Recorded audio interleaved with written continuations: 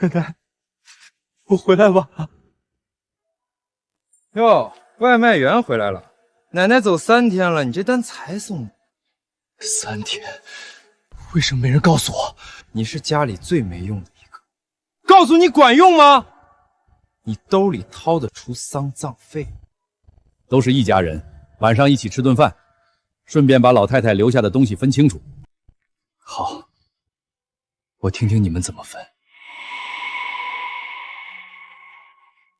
镇上2间门面我管，西边鱼塘归老2，南坡果园归老3，村口宅基地给华子。大哥说的在理，我没意见，我也没意见。那我呢？燕子，你常年在外送外卖，好的给你也种不了。奶奶住过的老屋就留给你吧。那破屋刚死过人，又潮又臭，荒坡野草比人高，蛇进去都得饿死。配你正好，哈哈！好田鱼塘门面你们都分，最后把没人要的破屋丢给我。你不要，连破屋都没有，老屋给他也是浪费。他1年回来几次，不要算球。我要。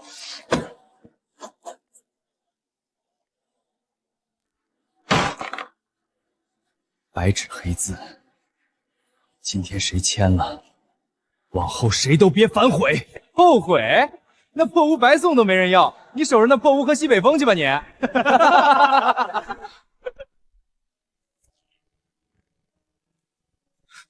都说奶奶有人照顾，就让她住这种地方。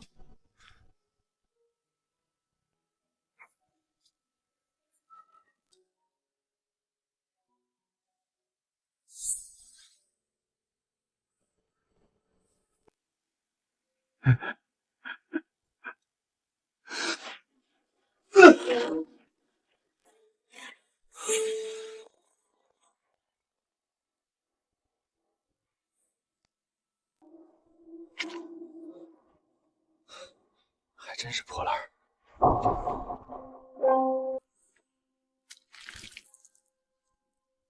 这什么东西？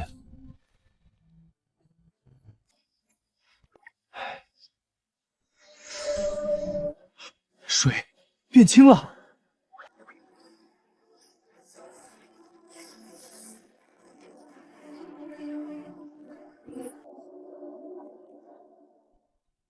你们以为抢走了好田好地，接住，却没想到奶奶的老屋才是真正的金山银山。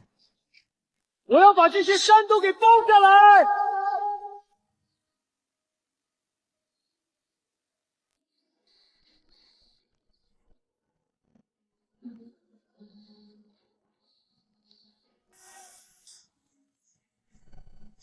这是昨天长出来的蔬菜，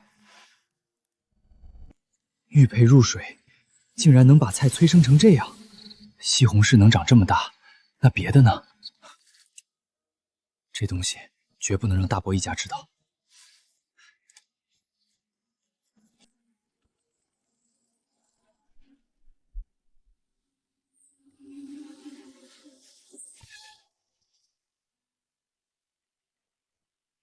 哪来的破3轮？赶紧滚！我们这是5星级酒店，不收路边摊的烂菜。这白菜，还有这番茄，怎么这么大？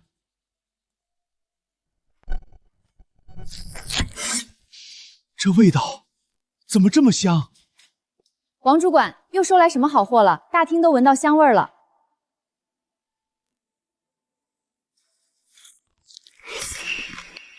这菜汁水足，果香重，这个口感普通有机菜比不了。我干了一辈子厨子，就没吃过这么香的菜。咱们酒店的客人不缺钱，缺的是新鲜和稀罕。这一车我全要，8万现金够吗？开价这么痛快，肯定还有空间。10万，成交。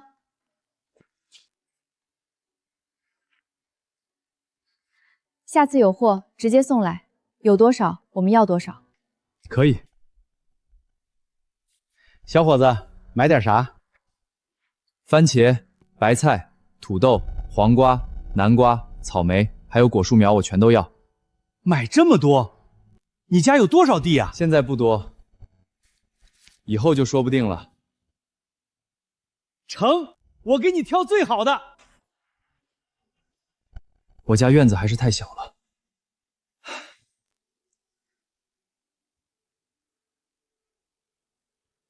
得先弄块大的。华哥，你可真厉害，年纪轻轻就在镇上拿下了2个黄金地段的门面，这产权一确认，你可就是咱们镇上有头有脸的大老板了。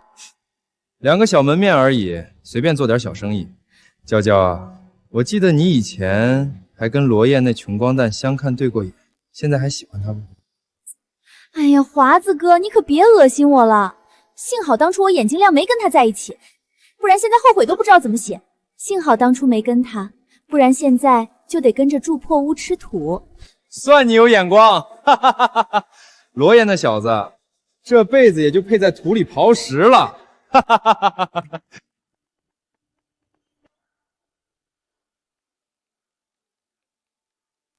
王村长，我想承包后头那座大山。罗燕，你要包山？这山前后挂牌3回，没人接。上一户承包人连路都没修通，赔的裤兜都空了。5年承包权是5万块钱，一旦签合同就不允许反悔。我想清楚了，现在就签。哈哈，兜里没2个钢镚就别出来丢人现眼了。怎么，想来申请扶贫就不要找那么多理由？小罗啊，这荒山可不咋样，你可要想好了。没钱别打肿脸充胖子，小心赔得连饭都吃不上。这个就不劳你们操心了。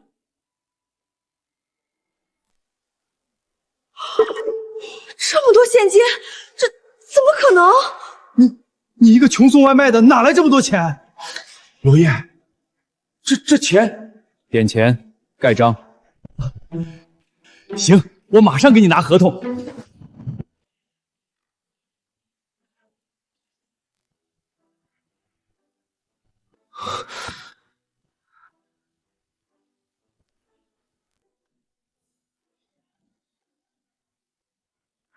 人要包一座背山，光蛋哪来的钱？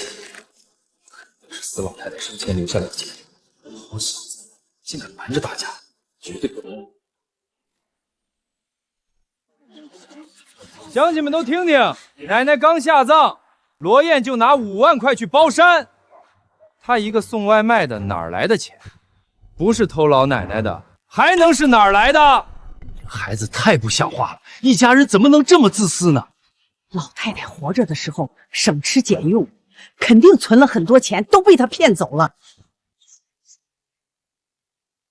燕子，大伯本来不想把事儿闹大，可你奶奶刚走，家里账还没算清，你就拿钱去包山，这事儿说不过去吧？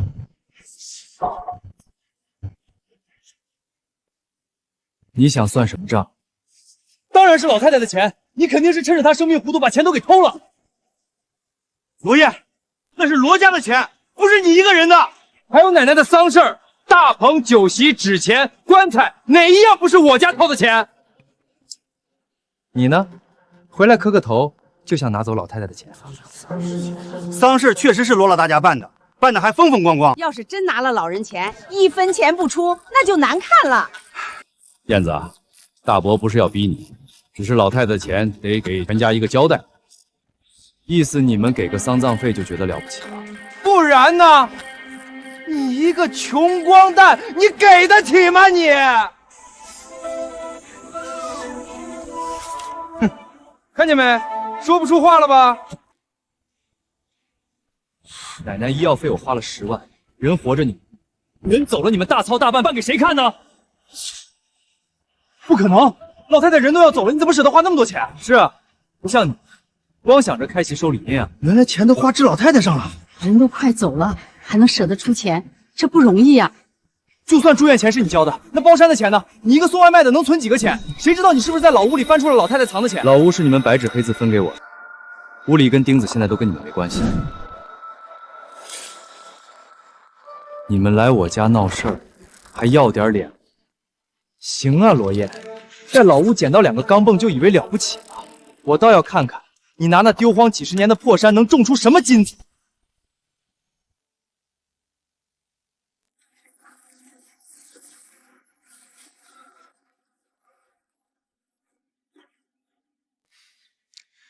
这山都荒多少年了，地薄的跟纸似的。花5万多块钱包这破山，这不是糟蹋吗？捡来的钱不心疼吧？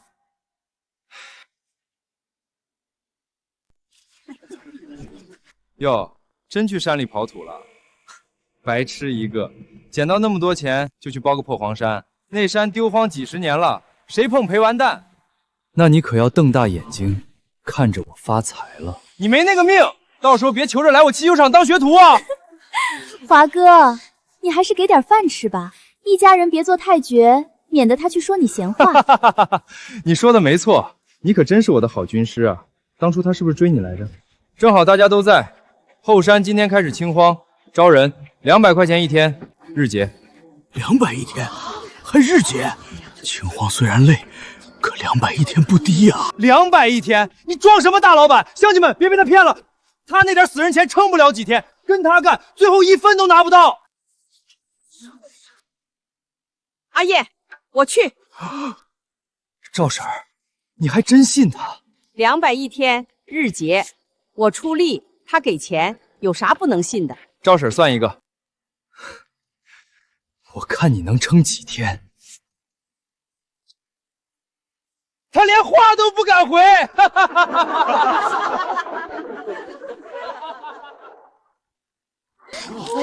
这么大的白菜，是真的还是假的？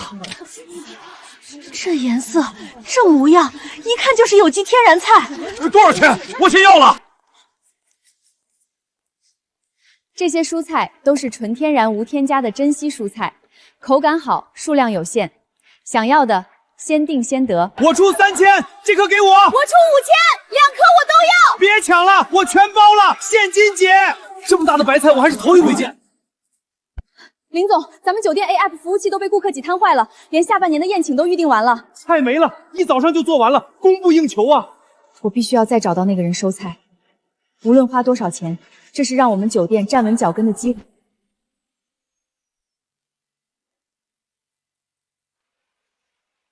华子，真是不简单啊！这汽修厂一开，以后咱大河镇你就是头一份了。大家伙客气了，我这也就是为了咱村里人方便，不像某些人拿了家里的钱去包什么破荒山，那不是往水里扔钱吗？可不是嘛！罗燕那小子送外卖送傻了，那后山除了乱石就是杂草，他一天300招工，我看他明天就得跑路。当初他追我的时候，我就觉得他脑袋有问题，所以没答应他。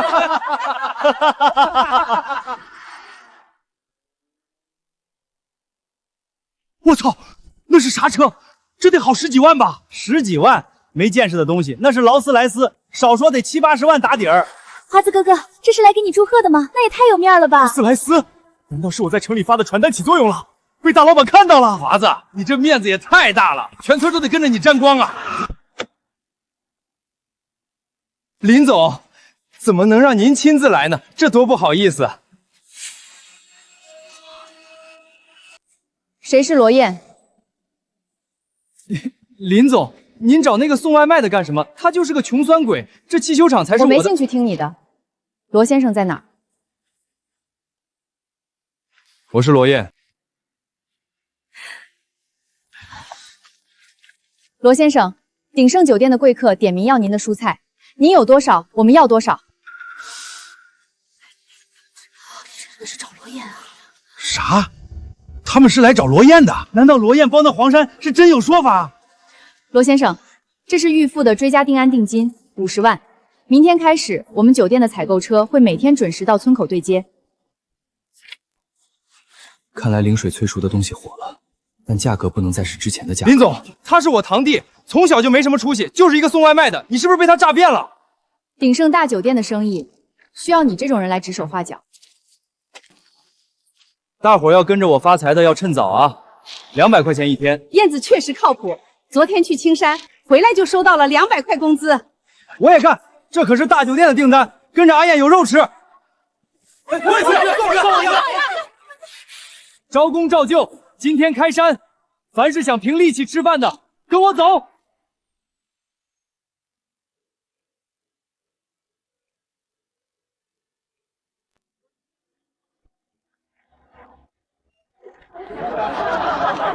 今天还是老规矩，按分级称重，现场结账。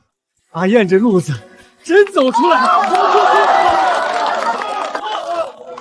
谁能想到咱岔河村还能靠种菜翻身？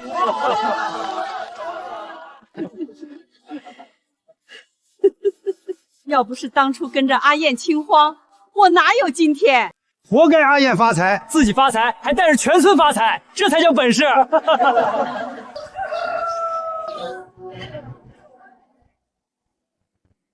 这3个月，鼎盛靠灵泉蔬菜打开了高端市场，获得了广大客户的认可。这一切都多亏了罗总。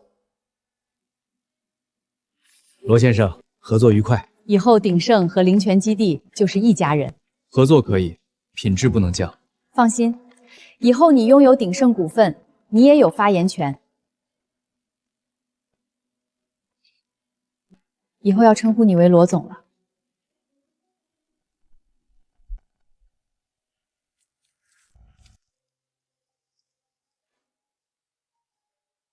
罗华，今天再不还，设备我拖走。房租拖3个月了，你还想赖？再宽限2天。你这破厂都黄了。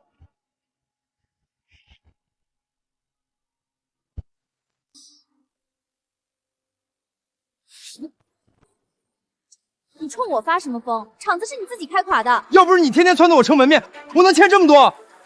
当初开厂当老板不是你自己拍胸口说的？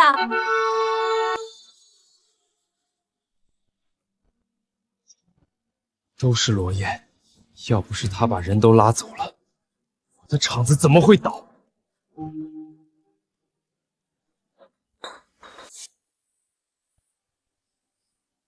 这日子我过够了，我走。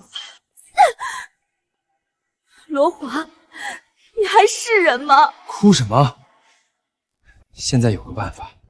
什么办法？罗燕现在有钱，随便拔根毛都够咱们过难关。你不是说她以前追过你吗？你让我去找他借钱？借钱？你这张脸是去借钱的吗？你想让我去勾引他？不然呢？你去装可怜，装后悔，怎么把他哄住，怎么来钱。罗华，你疯了！我们当初那样羞辱他，他怎么可能理我？老子现在要的是钱！明天你就去找罗燕，借不到钱就别回来。你不是说他以前喜欢你吗？无论你用什么办法，都要把钱给我弄回来。真是瞎了眼！要是我当初跟罗燕好，哪会过这种糟心的日子？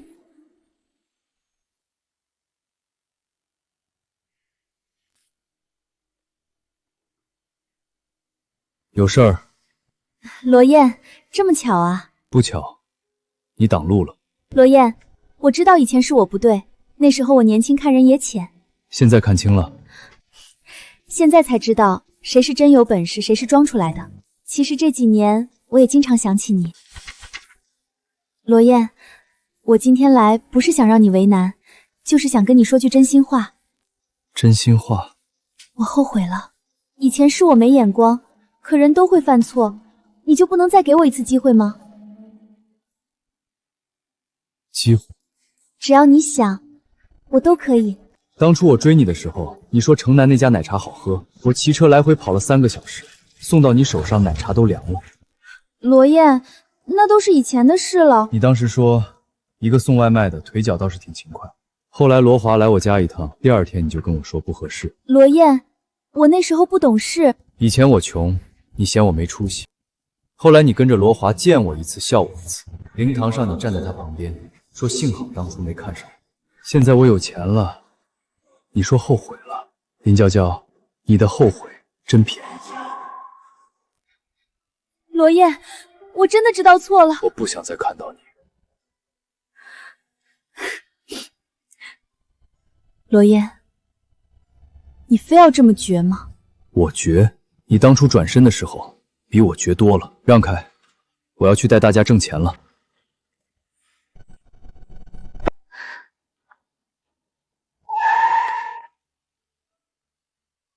一家子都来了，正好可以算算旧账。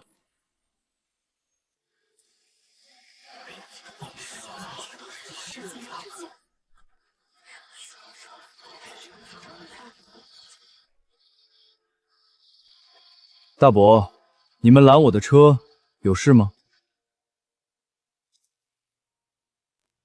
罗燕，之前是我不对。罗华这是低头了，当初他可没少欺负阿燕。我厂子出了点事儿，手头周转不开。你现在生意做得大，能不能先借我10万？我以后还你。不借。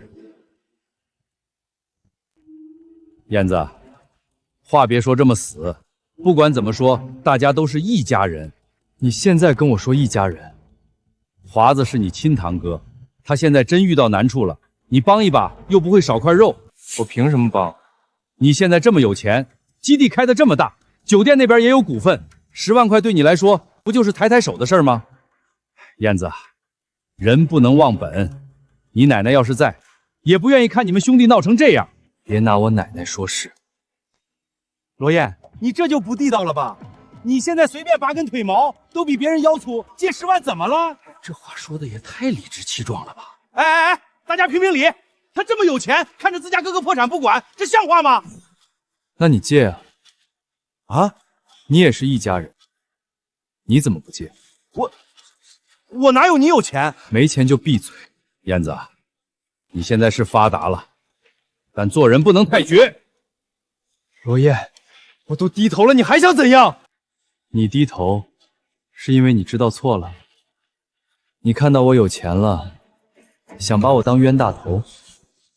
当初分家，你们把门面、鱼塘、好地全分走，留给我一间破屋。那时候你们有没有想过一家人？我被你们骂外卖员，骂没出息，骂守着破屋喝西北风的时候，你们有没有想过一家人？现在我赚钱了，你们一句一家人，就想拿走10万块钱。我罗燕的钱，不养白眼狼。别后悔！后悔？今天别说10万，就算我把钱开工厂、开种植基地，带乡亲们发家致富，也不会平白无故借给你们。乡亲们都来评评理呀！要不是当初我们让罗燕回来给老太太磕头，没有老太太保佑，她能发这个财吗？现在有钱了就装不认识亲戚，连老太太丧事的钱都不想认，真是白眼狼。燕子，做人要讲良心，老太太的事儿你不能翻脸不认。这也太不要脸了！借不到钱就撒泼耍赖，连老太太在天之灵都搬出来了，这家人还能再要点脸不？既然你们要算，那我就跟你们算清楚。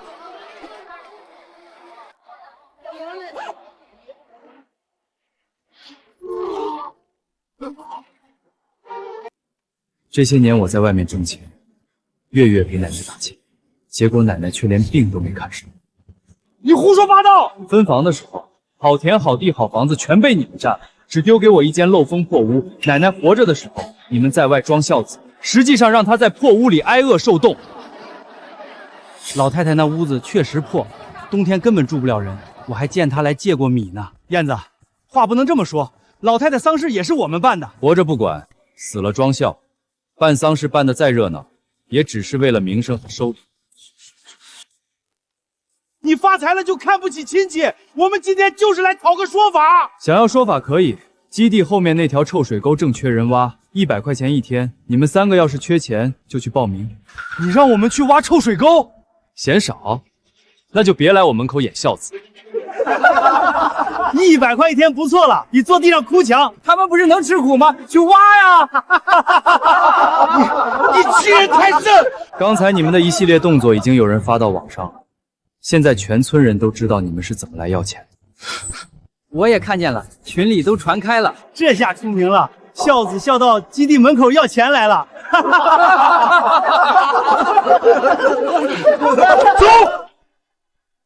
罗燕，你给我等着！要是当初我没有势利眼，该有多好！我亲手把自己的幸福毁掉了。去鱼塘。是，罗总。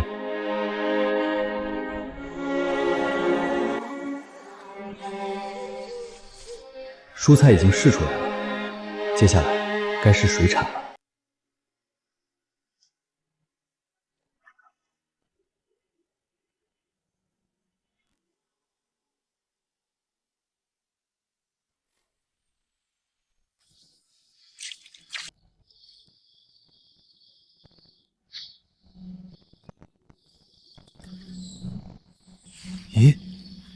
刚才我好像看到一条鲤鱼从玉佩里跑出去了。玉佩里的金鲤，就是净化池水的关键。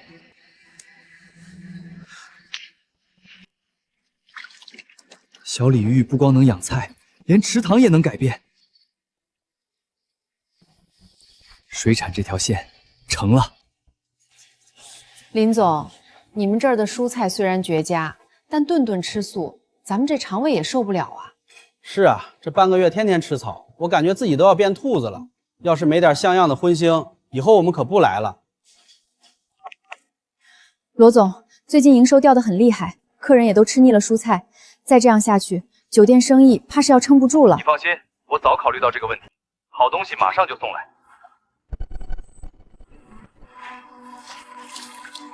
这么大的虾，罗总，你上哪儿捕到的？先挑最好的上桌，稳住客人。快，先把鱼和虾做出来，清蒸、白灼、蒜蓉各来一份，先送包厢。各位贵客，久等了，尝尝我们酒店的新品鲜货。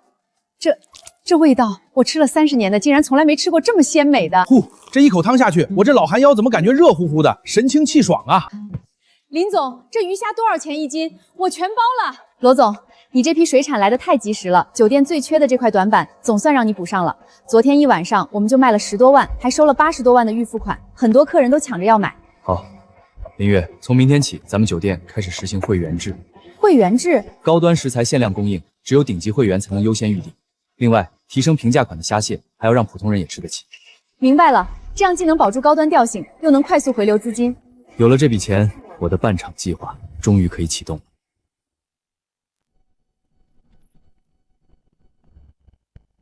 罗华，听说你堂弟办的公司也很红火啊，你俩是亲堂兄弟，他怎么忍心见你惨成这样？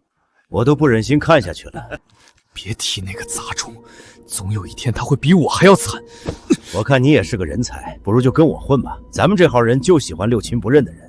华哥，我欠你钱那么久，您还愿意要我？钱是钱的事儿，人是人的事儿。连你们都肯帮我，我亲兄弟就是不肯帮我。咱们讲的就是道义，你好好干。汽修厂这点钱只是小钱，哥带你走康庄大道。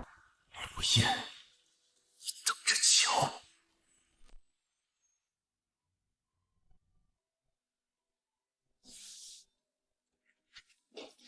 罗总，这是酒店最新的会员名单和营收报告，高端的倒是供得上，就是平民价的菜后厨忙不过来。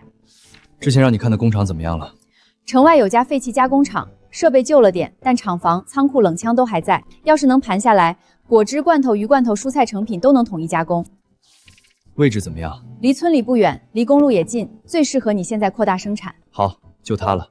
以后酒店负责验证菜品打名气，工厂负责把爆款做成标准品。我明白了，罗总，你是打算高端款留在酒店卖会员价，平破款进工厂做果汁、罐头、鱼干和预制菜。罗总，难怪你能走到今天，原来你看的从来不是眼前这点销量。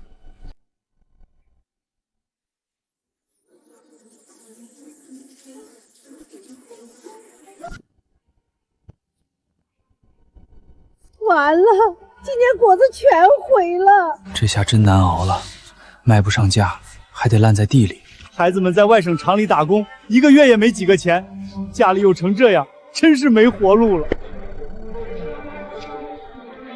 果子没全废，都砸成这样了，还能卖给谁？鲜果卖不了，就把好的挑出来，进厂做果汁、果酱、罐头。我准备盘下城外工厂，村里以后统一收果、收菜、收鱼。能做果汁，也能做鱼罐头和蔬菜成品。以后大家伙就不用靠天吃饭了。罗总，你真要办厂？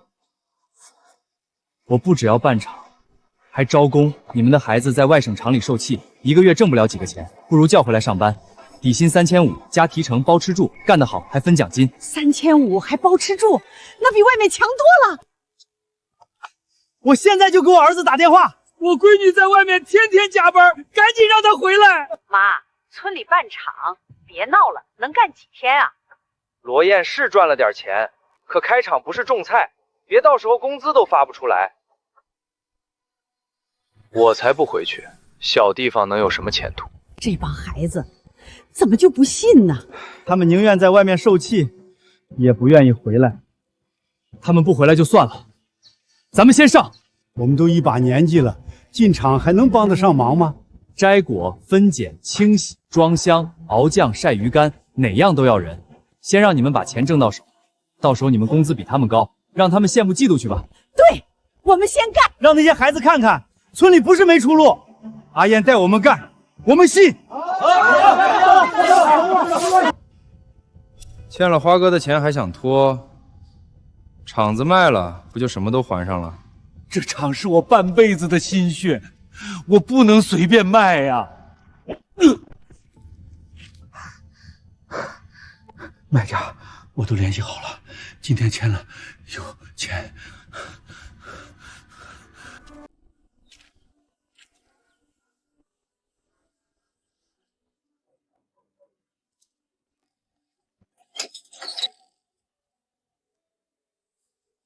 原来厂长要见的人是罗燕，这不就巧了吗？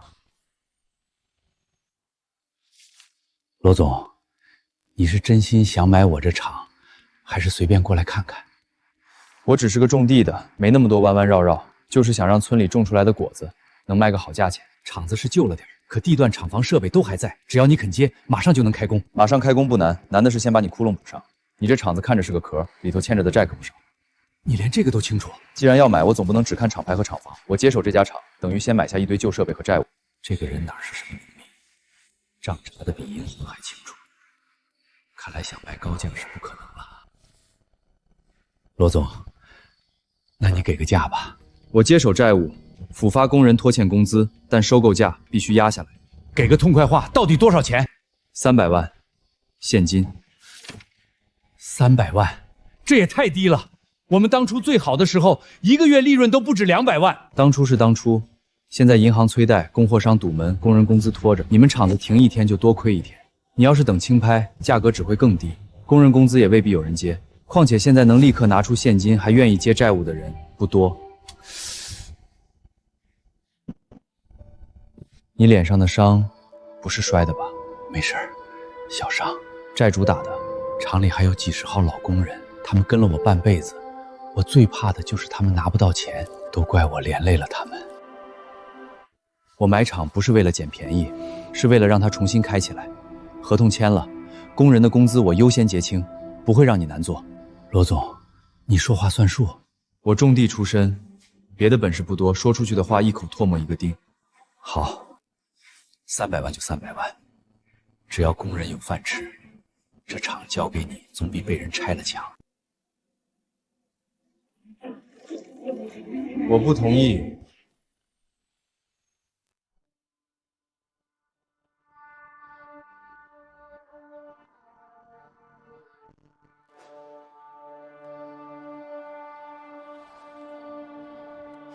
罗华，你倒是换了身皮。怎么，进了城就不认识你华哥了？我现在跟的人可不是你这种乡下暴发户能碰的。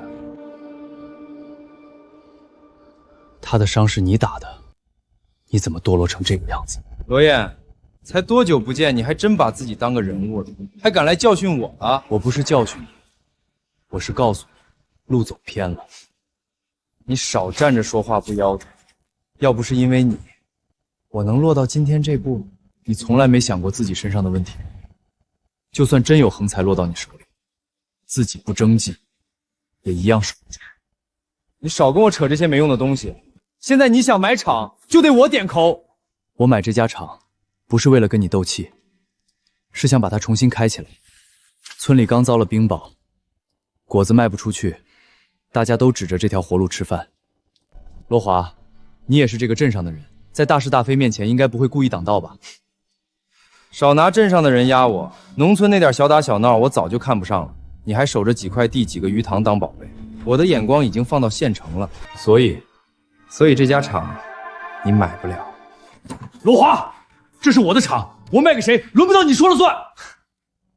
你的厂，你欠的钱还清了吗？这家罐头厂经营不善，早就抵押给我大哥了。你想签字可以，可没有我点头，这合同就是一张废纸。你想怎么样？简单。你想买场子，可以，先给我磕个头。罗华，你别太过分了。你也别急着替他说话，你欠的债还在我大哥手里，真惹急了，别说卖场，你连这办公室都走不出去。还有，你那点菜地、鱼塘加上酒店股份，全都打包卖给我。我念在咱俩好歹是堂兄弟，出1万块买了。你现在卖还能拿点钱，等我不高兴了，你可就1分都拿不到了。1万块买我的产业，还要我跪下谢谢你？不然呢？你以为自己兜里有2个钢镚就能跟县城里的人掰手腕了？罗燕，你那点本事，在村里吓吓人还行，出了村谁认识你？今天这字儿，只要我不同意，谁也签不了。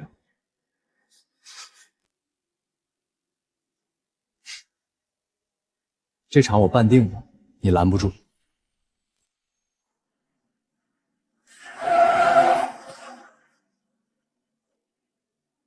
华哥说了，跟罗燕做生意的，一个都别想好过。住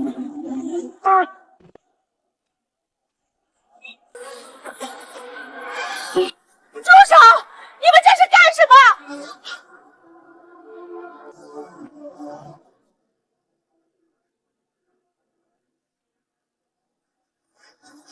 撒手！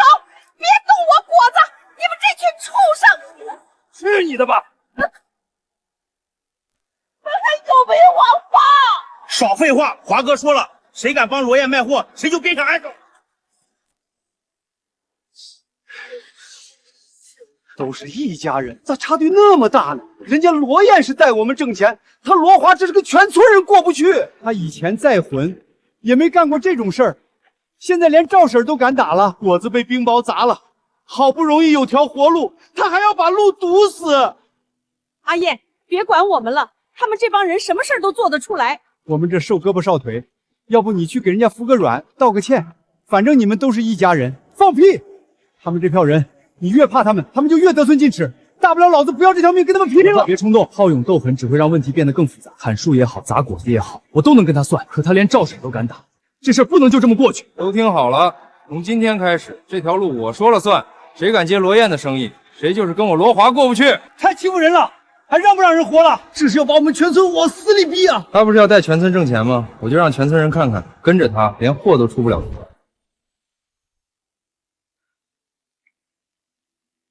罗华堵了路，普通货运一时出不去，但我还有别的路。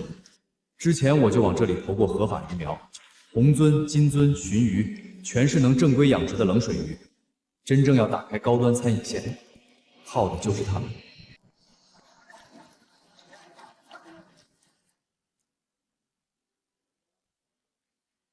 成了，罗华赌的是散货运输，可这些顶级冷水鱼根本不用散卖，一条鱼就能顶几车果子。鱼塘里之前投过龙虾、螃蟹和贝苗，正好一起试试。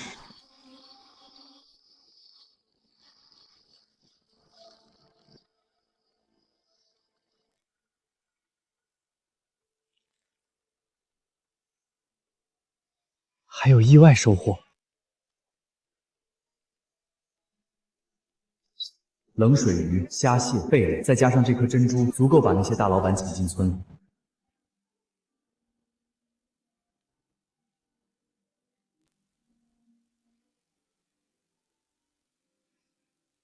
罗总，你这是从哪儿弄来的？红鳟、金龟、鲟鱼，还有这么大的龙虾和粉珍珠。货是真的，手续也是真的，你负责联系老板。好，酒店圈、私宴圈、珠宝圈，我全都请过来。罗华，你以为堵住一条路就能断我的财路？明天我就让你看看，真正的生意是别人抢着送上门。华哥说了，运货的车一辆都不准出去。让路！让，老板您慢走。这车牌好像都是县里有头有脸的人啊！赶紧给华哥打电话。事儿办得怎么样了？罗燕的货还出得去吗？华哥，货车是没出去，可进来了一堆豪车。豪车？对，一个比一个来头大，我们不敢拦，全放进村了。这么多大老板跑到村里去干什么？罗总，你说的顶级水产就是这里？各位贵客，先看看普通糖货。这还叫普通糖货？这么大的螃蟹，我做餐饮这么多年都没见过。这批螃蟹我包了，龙虾我要，价格你开。贝类呢？罗总不是说还有极品贝类？鱼塘这批货能定多少定多少，今天先按到场顺序排。好，螃蟹给我排第一批，龙虾我也要一车，贝类给我留200斤。罗总，光鱼塘这批预定款就到账86万。罗总，你说的冷水鱼呢？在冷水洞，跟我来。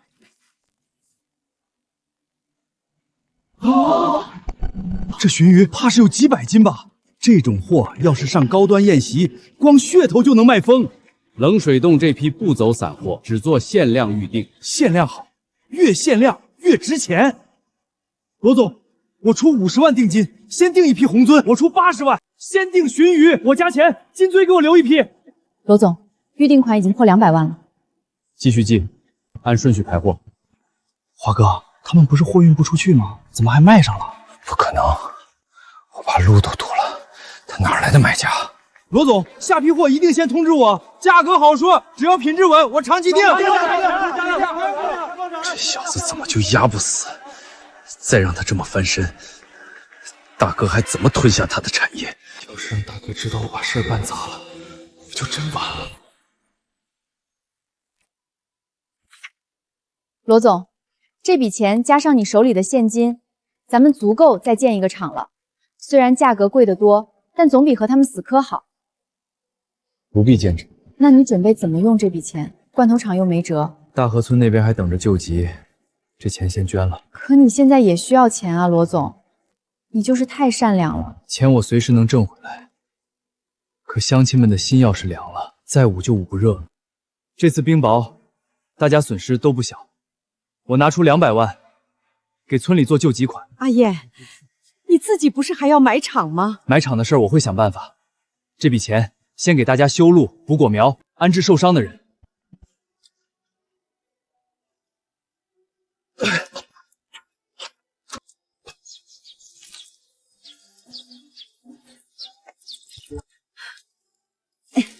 没事。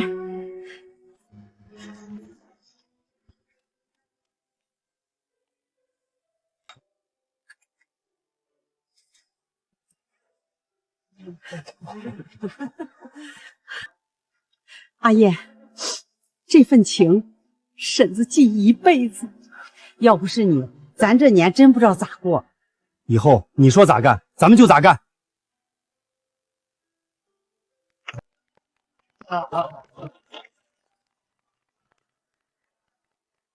大家伙放心，眼前的困难只是暂时的，用不了多久，我们就可以开始挣钱了。200万，他不拿来孝敬亲戚，居然拿去捐给村里那些外人。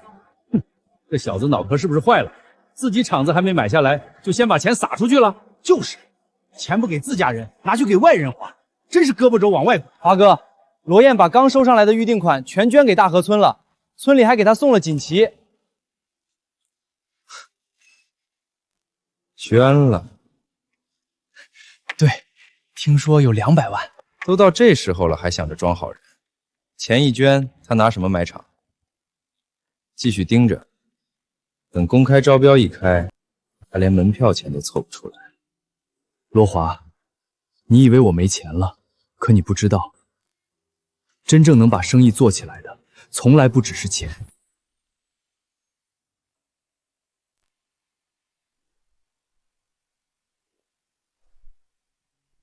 明天那场招标，谁敢去，谁就是不给花哥面子。哟，还真来了！刚捐了200万，兜里还剩几个钱，敢来招标？你能来，我为什么不能来？我来是拿厂子的，你来是丢人的。罗燕，胆子不错，我让罗华把路堵成那样，你还能来？你就是罗华背后的大哥，你现在把你的果园、鱼塘还有酒店股份全交给我，以后你跟着我干。我现在就让罗华滚蛋。华哥，我闭嘴！你收人条件一直这么脏。生意嘛，干净赚不到大钱。那你找错人了，我的东西不卖，我也不给别人当狗。有骨气是好事，就是不知道你的钱撑不撑得起你的气。土老哥罐头厂公开招标，现在开始，起拍价100万，100万，120万。罗燕，你不是挺能耐吗？继续啊！150万，180万，这不是明摆着压的吗？朱红鱼盯上的东西，谁敢抢？200万，220万。刚捐完200万，还敢喊到200万？罗燕，你装的挺像啊！240万，250万。你还出得起钱吗？出不起就别在这儿丢人现眼了。罗燕，现在认输还来得及。你要是愿意把产业卖给我，我刚才的话还算数。我不卖。你要不了多久就会后悔没卖给我。经综合评定，土老哥罐头厂最终中标人是还用说吗？当然是我大哥罗燕。不可能，我的价格明明比他高，凭什么选他？有黑幕，绝对有黑幕！不可能，价格明明比他高，凭什么选他？朱老板，这次招标不是只看价格，还要看接手后的经营能力、工人安置方案、债务处理能力和社会评估。少给我扯这些虚的！罗燕虽然报价低10万，但他提交了完整的复工方案，有果蔬原料、水产供应、酒店销售渠道，也承诺优先补发工人工资。另外，他在大河村受灾后捐款救灾，稳定了原料村和受灾村民。这说明他有能力带动地方经济，也能保证厂子复工后的稳定供货。捐钱也能算本事，他那是装好人，能让村民信，愿意跟着他干，就是经营能力的一部分。这怎么可能？好，好得很。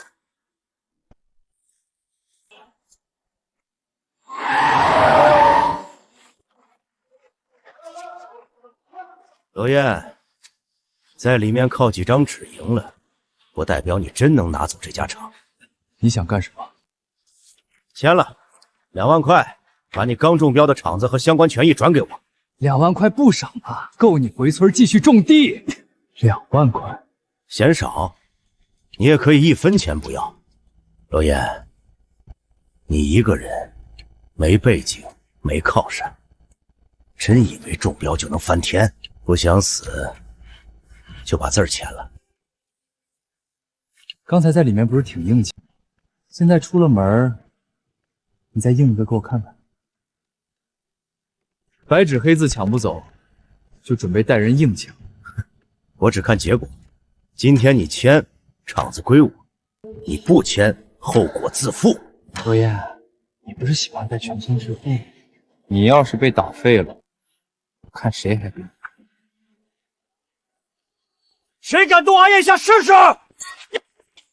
罗燕帮我们渡难关，你们现在还想抢他的场，还有没有王法？堵路、砍树、打人，现在又来逼签合同，你们真当我们大河村没人了？阿燕拿自己的钱救我们，今天谁要欺负她，先从我这个老太婆身上过去。罗华，你个没良心的东西！阿健是带大家吃饭的人，你倒好，跟外人一起害他。你们少多管闲事儿，多管闲事儿。阿燕的事儿就是我们全村的事儿。对，谁敢动罗燕，就是跟全村过不去。罗华，你还有脸站这儿？你砍我们的树，堵我们的路，还打赵婶儿，你一家子以前就没良心，现在更不是东西。罗燕，今天算你运气好。不是我运气好，是你小看了人心。咱们走着瞧。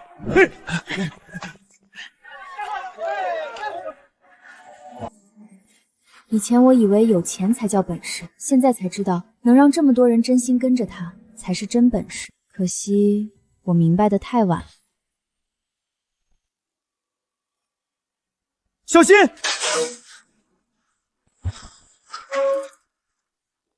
大爷，多亏您提醒。哎呦，年轻人，你这命大呀！这破牌子晃好几天了，我天天盯着，就怕砸着人。大爷，您这病怎么不去医院？去啥医院啊？厂里大半年没发工资，米缸都快见底了，我这还算能撑的。厂里有人孩子学费交不上，有人老人要钱断了，都指着这厂子活命呢。听说今天新老板要来。新老板，这破厂谁接谁倒霉，谁还管咱们死活？万一人家愿意发工资呢？别做梦了，谁会拿自己钱填别人窟窿？我买下的不是一座厂，是这几十号工人背后一家老小的活路啊！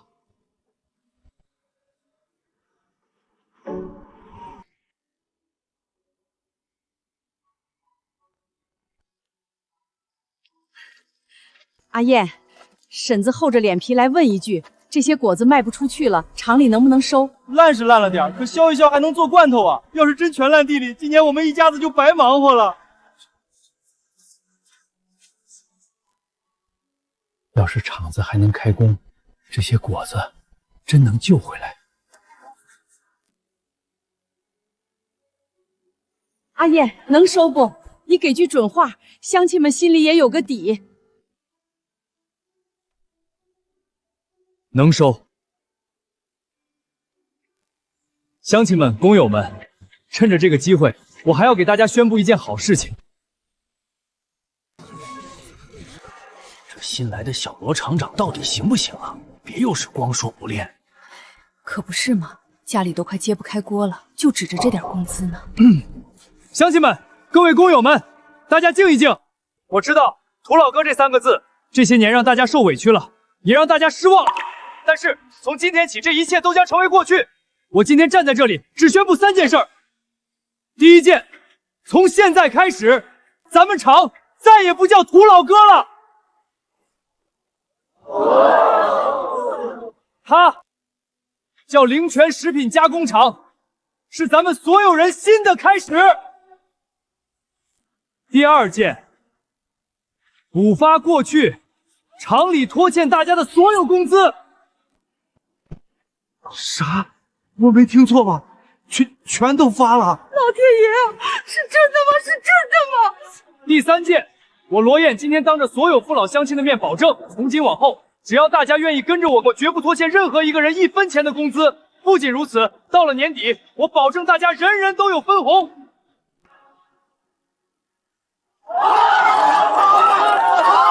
小罗厂长牛逼！小罗厂长牛！还好有燕子，这下我们有救了，咱们的日子有盼头了。镇上的原料、县里的市场，再加上酒店这条线，这盘棋总算是彻底盘活了。今年这果子真邪乎，个头大，水分足，甜的齁嗓子，还不是罗燕的独门秘方药水管用。以前看天吃饭，现在这收成翻着番往上涨。镇上要，县城要，酒店也要，咱这果子终于不用烂地里了。这一网比以前半个月倒的都多，鱼虾也是高产，鱼苗活得多，长得快，个头还大。这批送镇上，下一批送县城，酒店那边还等着呢。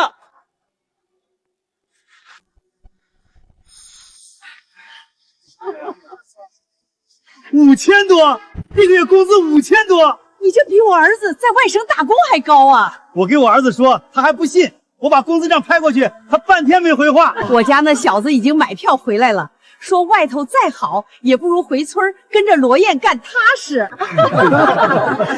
多亏了罗燕啊，不然咱哪有今天这好日子？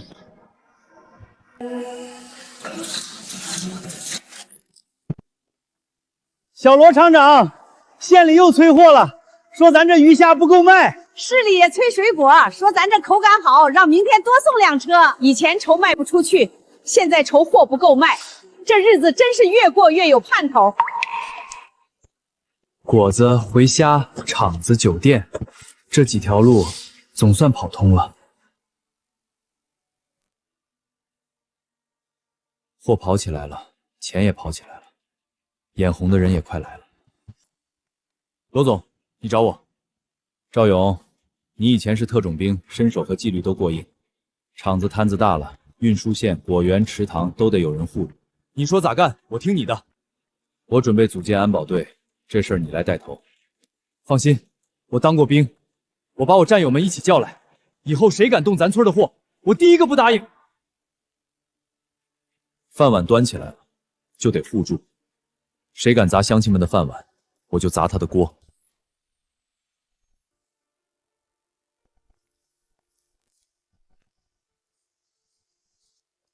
周正，您来了。听说你们这里的菜很出名，最近都没什么胃口，吃什么都吃不下。您来对了，今天这桌菜保准让您多吃2口。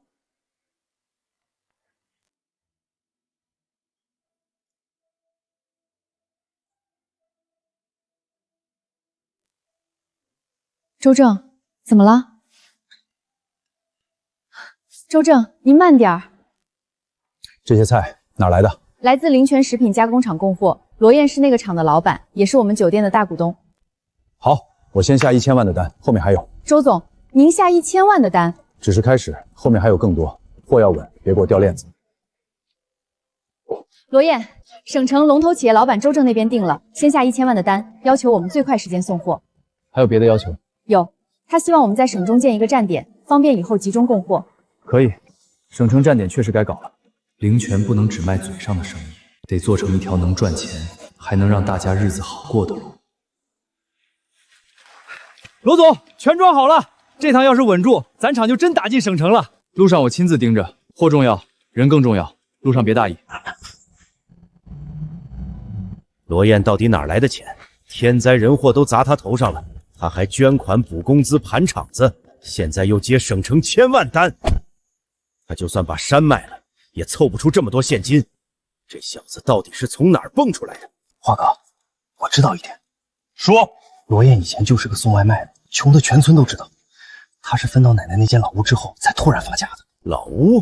对，当时全村都笑话他捡了个破烂，可他搬进去没多久，就包山养鱼开厂，钱跟流水一样往外拿，这里面肯定有事儿。盯住那批货，我倒要看看你这钱到底是从哪儿来的。这趟路那边人杂，路上你一定小心。罗总，您放心，货在人在。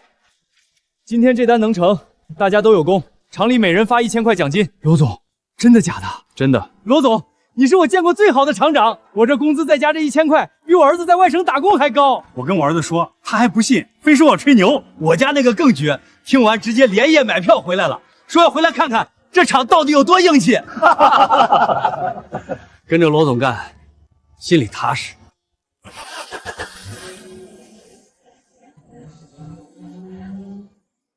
早知道罗燕现在能折腾成这样，当初就不该那样对她。现在说这些还有啥用？人都走远了，他现在又发钱，连厂里工人都得沾光。咱们当初真是把路走死。要不咱们找机会去给他认个错，讨个好。我可不去。罗燕那种人就是个白眼狼，他小时候我还请他吃过面来，现在有钱全忘了。朱总，我知道罗燕的秘密。2年前那场鲍鱼宴，我亲眼看见他偷偷摸摸拉着东西往城里去。什么东西？我没看清。可那天之后，他就开始包山种地，村里人都知道他以前就是个穷送外卖的。还有罗燕奶奶，我记得是大户人家逃难来的千金，祖上有钱得很。那老屋里肯定有东西。怪不得一个穷小子突然翻起来。还有冷水洞，罗燕在那儿弄了不少野生海洋生物去卖，贩卖野生动物，这可是违法的事情啊！这就够了。喂，老刘，我要举报罗燕，对，巨额财产来源不明，还有非法贩卖野生海洋生物，我这里有证据。朱总，这是罗燕明天有一批价值上千万的特级海鲜，要走省道送给省城的大老板。您是想花重金找一批敢玩命的，半路劫道。只要人被抓，货再出事，灵泉厂就得塌。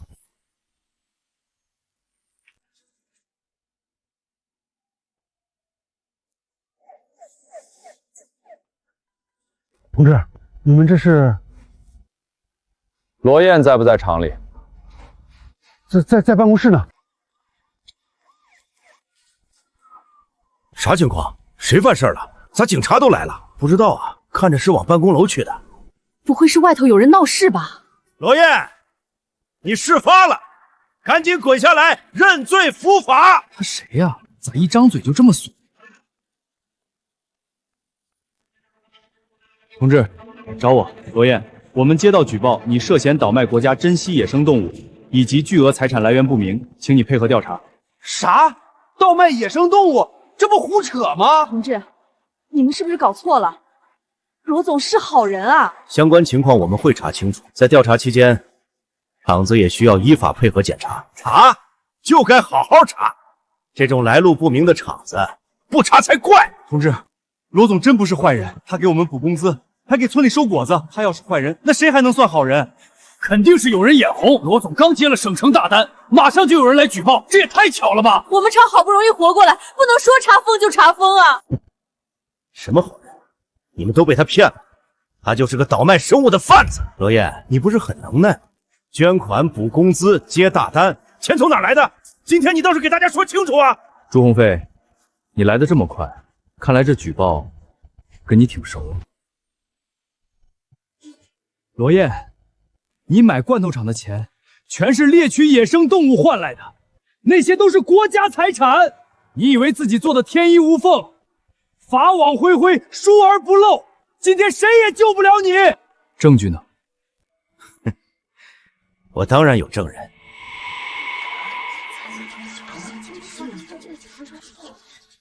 我来作证。你还是罗总亲戚呢，自己亲戚你都害，你还是人吗？朱鸿飞，你个黑心玩意儿！前一个厂长就是被你逼得跳楼自杀的，现在我们日子刚好点，你又来害罗总。骆长秀，你真不是东西！罗总发达了没往村里，你倒好，转头就来捅刀子。都安静，一个一个说。罗燕以前就是个穷送外卖的，自从继承荒山和老屋，突然就发财了。我亲眼看见他卖鲟鱼，那些东西都是冷水洞里的，都是荒山里的国家生物资源。我这是大义灭亲！你放屁！你们这帮生儿子没屁眼的黑心玩意儿！罗总救了我们厂，救了我们一家老小，你们这是想把我们饭碗砸了呀！不管怎么说，都改变不了罗燕你违法的事实，下辈子就在里面过吧。罗燕，举报内容很严重，请你配合调查，如果没有相关手续，厂子也要依法查封。罗燕，怎么不说话了？怕了？我还以为你是什么枭雄人物，没想到也是个下三滥货色。你都死到临头了，还嘴硬！林月，去楼上办公室把我抽屉里的东西拿下来。好。别白费力气了，你现在乖乖认罪伏法，还能争取宽大处理。等你倒了，你的厂、你的地、你的一切，我都会全盘接收。你做梦不答应！想抢罗总的厂，先问问我们这些工答不答应？一群臭打工的，也配跟我叫板？警察同志，你们可千万别被他骗了，他最会装。以前穷的连饭都快吃不上，现在突然这么有钱，肯定不干净。你闭嘴吧，亲戚做到你这份上，真丢人。罗长秀，你这种人，谁沾上谁倒霉。罗燕，东西拿来了。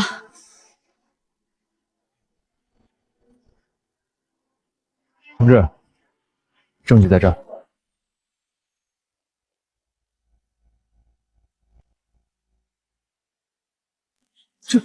这是省市里给的证书，罗总果然是个大好人。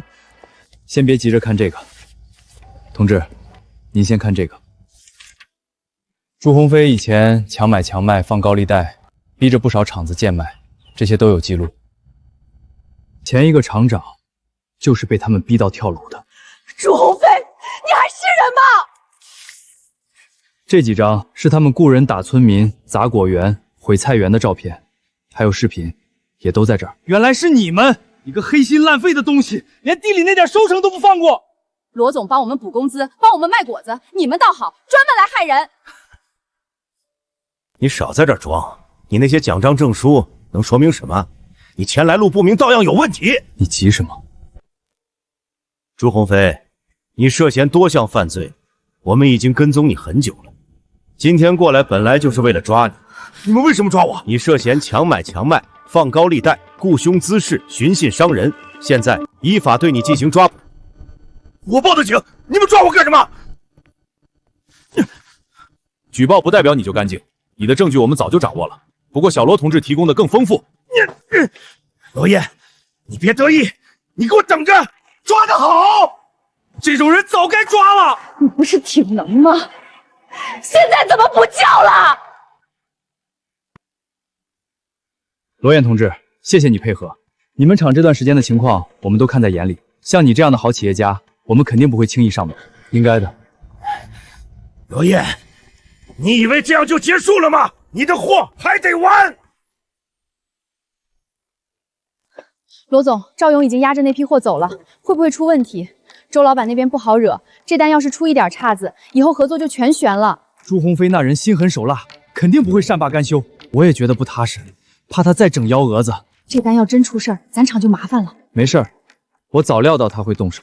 罗总，那可是省城的大单，真不能大意啊！要不我们报警吧？做生意，走一步看三步，等刀架到脖子上就已经太晚了。这批货你别只走一条路。罗总，你是说真货走水路，假货走陆路，按我的路线走？罗总，还是你想的周到。路要是太顺，反而容易出事。明白，我照你说的办。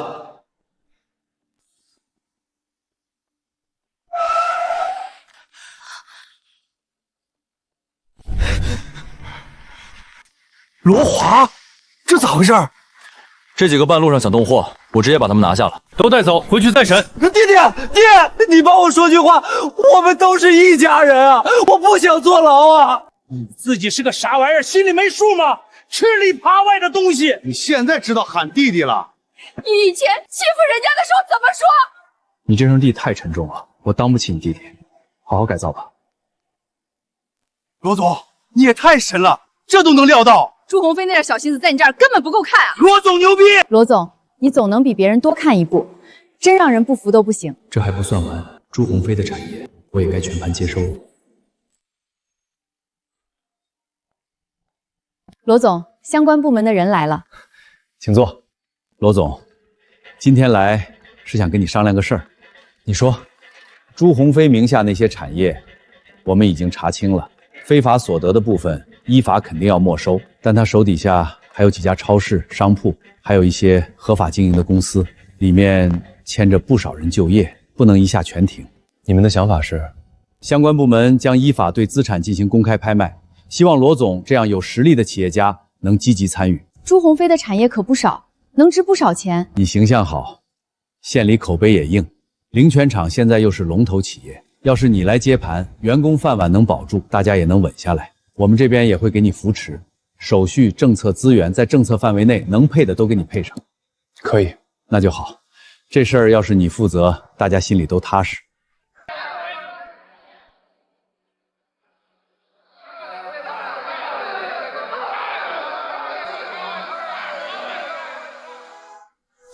省城的度假村也一起收购，有点远吧？这度假村听说笑好一直在亏钱，朱飞鸿当初一直想脱手，没人要。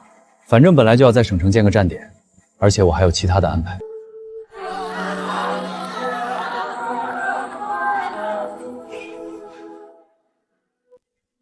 罗燕，我是来求你的，罗华他知道错了，有话直说。我想请你念在亲兄弟的份上，给他写个谅解书，少判2年，早点出来。他真的知道错了，求你高抬贵手，给他一条路。大伯，他不是一时糊涂，是一步步把事儿做绝了。我要是替他开这个口，对不起厂里这些人。罗燕，抛开过去不谈，他总归是你哥哥呀，咱们都是一家人。他害人的时候就该想到今天这一步，该咋判咋判。谅解书我不会写。罗总，朱鸿飞那边的产业，咱们现在基本都接下来了。这么一来，咱厂的摊子是真铺开了。就是省城度假村可能有点风险。度假村对别人来说有风险，对我而言也许是新的机会。1个月前，灵泉厂还只是县里一座快倒闭的厂，现在朱鸿飞留下的超市、商铺、仓储、冷链都汇并了灵泉。从此以后，灵泉食品加工厂正式升级为灵泉集团。县里是根，省城是口子，这一步站稳了，灵泉就能把货卖到更远的地方。罗总，这个度假村项目之前亏得很厉害，朱鸿峰砸了几千万都没盘起来。位置不错，有山有水，底子还在，有风景。可价格不低，位置太偏僻了，周围没什么人，还只是烂尾半成品。如果想要运营，接下来还要继续投钱啊。项目废不废，也得看落在谁手里。罗彦珍把沈城那个度假村买下来了，我早就知道，他就是有俩钱烧得慌。听说那项目挺大，大有啥用？那就是个赔钱坑，朱鸿飞都砸手里了，他罗燕还当宝贝买回去。你咋知道？我亲耳听见的。一个度假村你都能砸成这样，几千万丢进去，连个响都没有。周总，我错了，您再给我一次机会。没人接，你就自己填这个窟窿。老板，您放心，我只要把罗燕的秘密挖出来，就足以弥补亏损了。你就看着吧，罗燕这回买的不是度假村，是个大窟窿。那他要真赔了呢？咱家也有人在厂里上班，赔才好，他不是能耐吗？这回看他咋翻身。罗总，出事了！怎么了？周正那边发来通知，说我们严重违约，没有把货送到，要我们赔偿违约金。可那批货明明是赵勇亲自送过去的，看来省城这盘棋开始落子了。赵勇，那批货到底怎么回事？林总，那批货是我亲自押送的，我可以保证，货肯定送进了他们仓库。他们现在说没收到。不可能，我当时不放心，还特意和对方拍了视频，交接单我也签了，数量、箱号、时间我都看过，没问题。赵哥，货我们点过了，没问题，您在这签个字儿，就算交接完了。行，哥几个回头喝2杯。你被人下套了。妈了个巴子，罗总，我真没想到他们会来这一手。根据合同，如果认定我们没按时交货，要赔上千万违约金。更麻烦的是，周正之前打来的预付款已经拿去买度假村了。罗总，是我害了你，要不是我签了那个单子，也不会出这事儿。勇子，这不怪你。罗总，可货是我送的，对方有备而来，坑早就挖好了，换谁去，结果都一样。罗总，那现在怎么办？最近拓展太快，酒店这边账上的钱也不多。喂，罗总，省城的周老板要和你单独见面。行，我去见他，我倒要看看他葫芦里卖的什么药。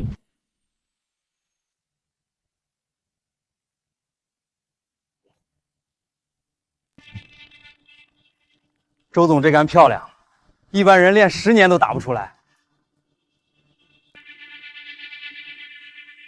罗燕，你来的挺快。周总找我，当然得来。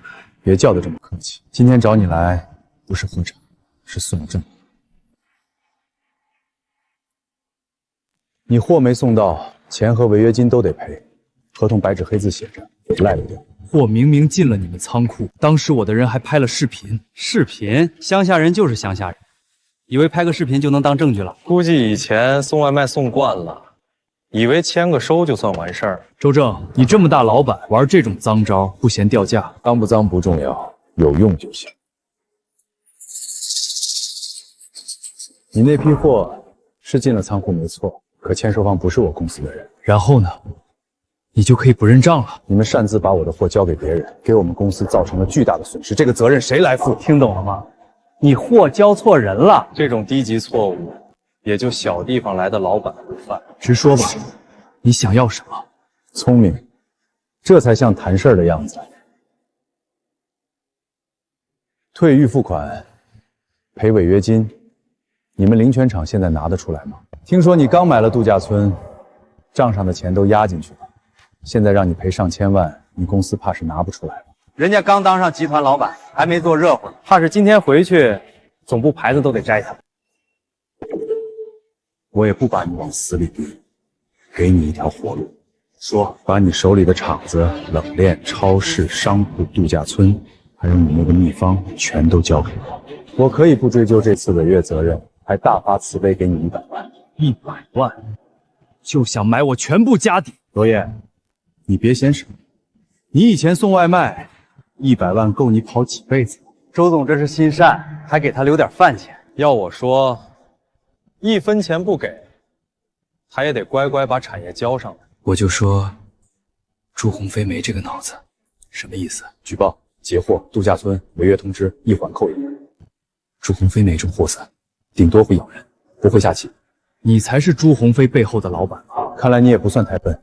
朱鸿飞拥有的一切本来就是我的，你真以为这个便宜有那么好捡？可惜，你知道的太晚。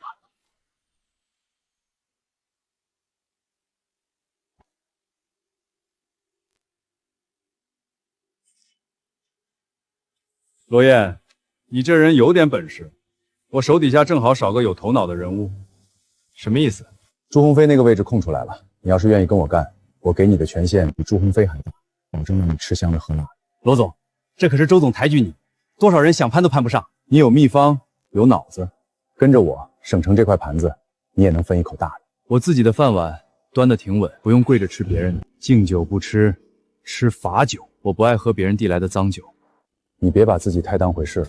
你扳倒的朱红林，就只是我手底下一条狗，听话就牵着，不听话就弃了。打败一个弃子，就真以为自己赢了？这些年，他替我干了不少脏活，现在被盯上了，我正好顺手丢掉。你收购的那个度假村也是我不要的烂摊子，几千万砸进去，半死不活，卖没人要，留着天天亏。那地方狗路过都嫌荒。你倒好抢着接，罗燕，我还真得谢谢你，给我把坑填了。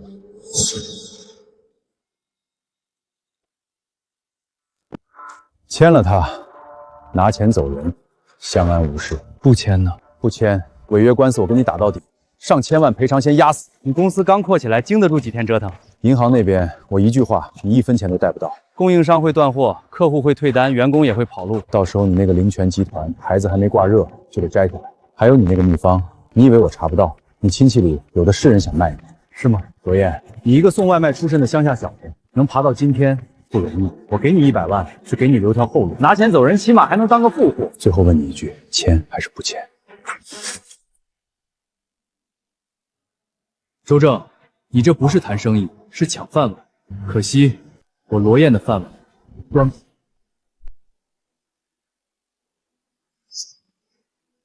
行，罗燕，你有种，那你就等着死吧！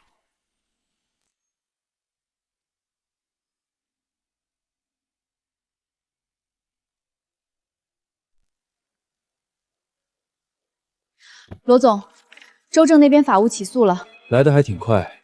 这个周正的能量确实不小，比朱鸿飞强上一等。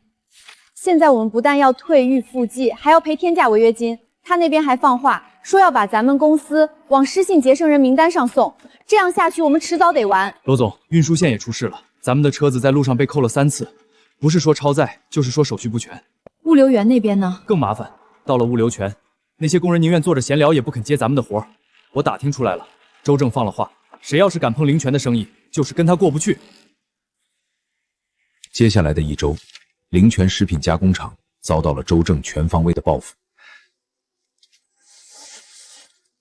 王总，咱们合作这么久了，货的品质您是知道的，能不能再给我们几天时间？林总，不是我不帮你，周正那边发话了，我家小公司扛不起，你们这单先退了吧。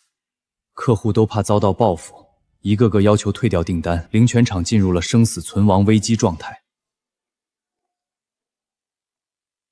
罗总，不好意思，现在风险太高，这笔贷款我们暂时批不了。之前说好的500万，现在就不批了。现在这情况没办法，连银行之前答应的500万贷款也被拒绝了，还要求我们把之前分期的过桥资金立刻还清。我早说了，罗燕那钱来路不干净，这回周老板亲自收拾他，他还能蹦到几天？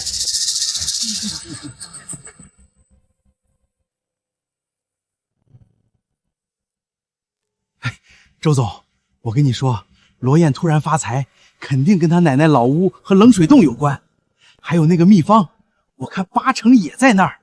您放心，只要能把他弄倒，我这边还能帮您打听。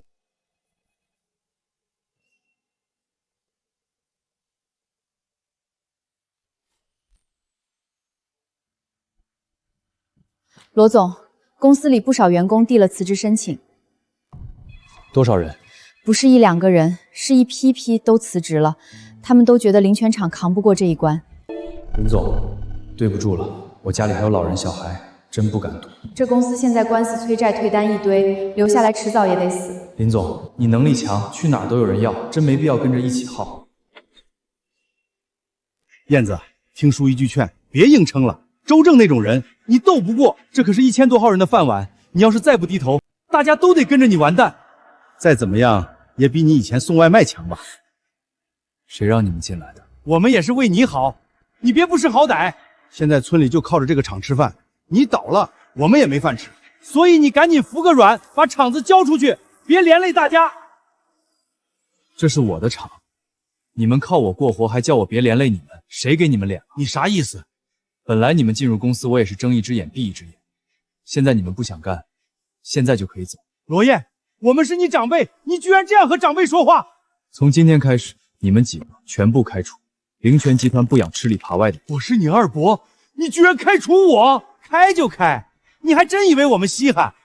周总早说了，你这破集团撑不了几天，等你倒了，我们去省城龙头大公司上班，比跟着你强100倍。就是，到时候你求我们回来，我们都不回。再不走，我就叫保安来请你们。他们都走了，你为什么不走？罗总，我跟着你走到今天，不是为了混日子，咱们有困难就一起扛。我信你，以前那么多别人觉得没路的事儿，你都能闯出来。这次也一样，我信你还能赢。罗总，我没事，就是没睡好。别说话了，一切有我。现在正好剔除一些毒瘤，给公司瘦瘦身。林雨，还得辛苦你在公司坚持1个月。我要离开一趟公司。罗总，你要去哪儿？赵勇，这1个月内公司的安全交给你，谁闹事，谁砸场子，直接处理，保护好林月。明白，我会保护好嫂子的。我们不是那种关系，不要乱说。罗总，现在外面都在盯着我们，你一个人出去太危险。最后再坚持1个月，我不会让你们失望。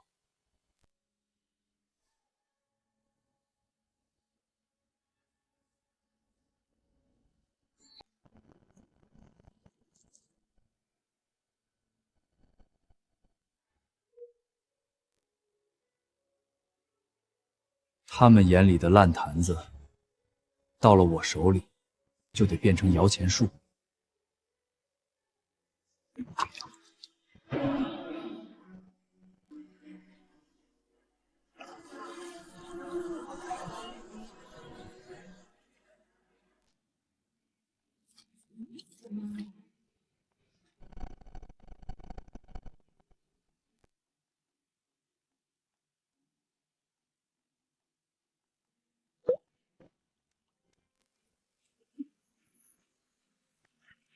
这1桶水下去，青云山就该换个活法了。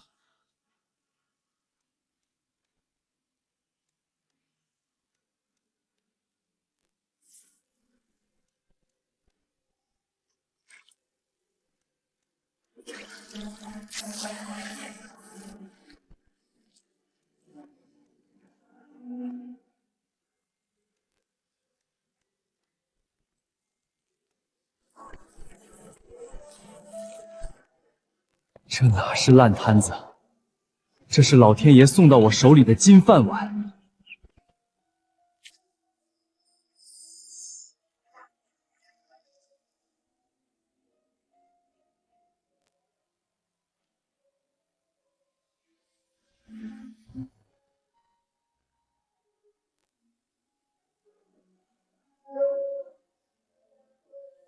我靠，这是什么地方？仙境吗？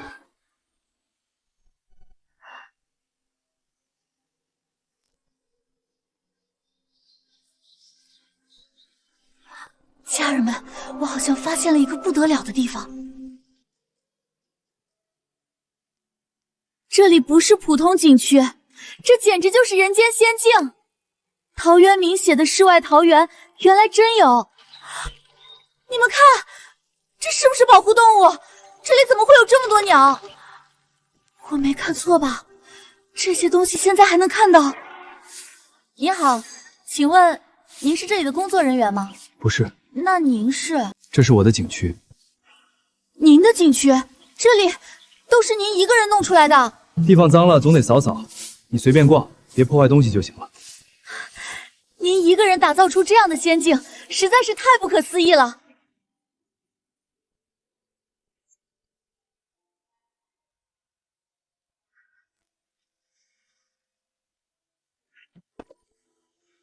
你来干什么？不用担心，我是来报信的。听我说，明天周正要带人来拆场子。你会这么好心？我知道你们不信我，但我现在是真心回国了。这不是罗华他爹吗？儿子进去了还好意思出来？以前他们家咋对罗燕的？现在遭报应了吧？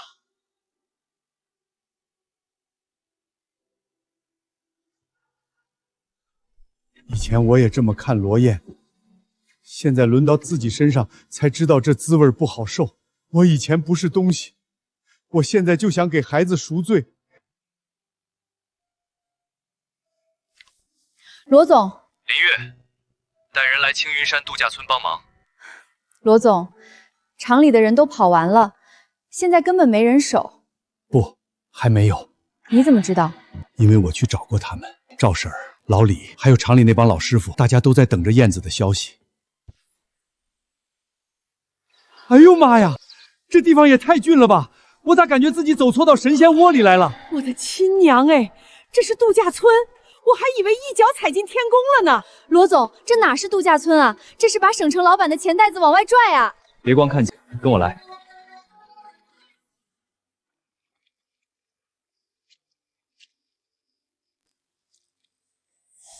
哎呦，这不是人参吗？咋跟萝卜似的往外冒啊？这么多老参啊！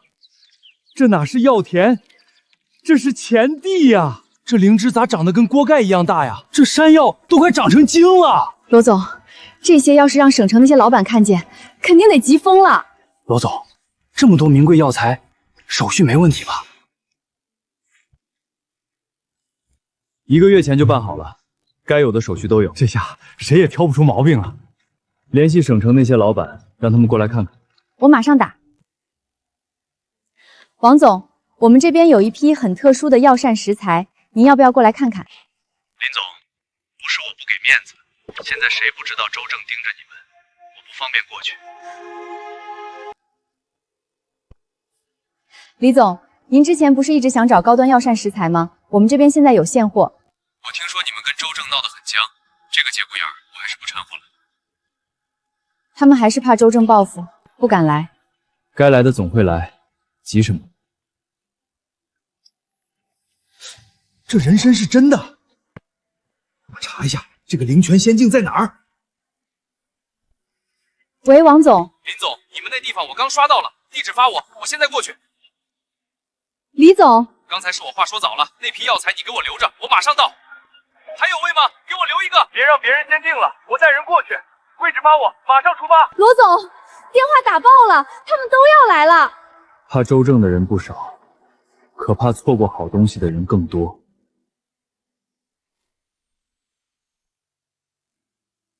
这灵芝也太大了吧！我活了大半辈子，就没见过这么多稀罕东西。我平时也算见过世面了，今天站这儿，咋感觉自己跟土包子一样？罗总，他们都看傻了。让他们看，真东西不怕看。这个山菌我要了，多少钱？你开。凭啥你要？我先看上的。那灵芝给我，我出双倍。我出50万，先拿一批。我出80万，给我留药膳包和黄精，那批天麻我全包了，价格你们别给我争。一个一个来，别急，先登记。东西可以卖，但不能乱抢。谁要什么，按规矩来。罗总，你定规矩，钱不是问题。对，只要东西给我留住，怎么定都行。刚才那些只是普通货而已。啊，刚才那些还叫普通货？这是人参，这参得多少年？这东西拿出来卖，罗总，你真舍得？我出300万。300万你也好意思？我出500万，800万，这参我要了。800万，罗总，你把这参让给我，我欠你一个人情。以后省城有事你一句话，用妥省城商超渠道，只要你点头，这参归我，我可以帮您介绍3家酒店，不，5家。都安静。王老板也来了，全国前10强企业的老总，他都开口，咱们不好争了。罗总，这株人参我要了。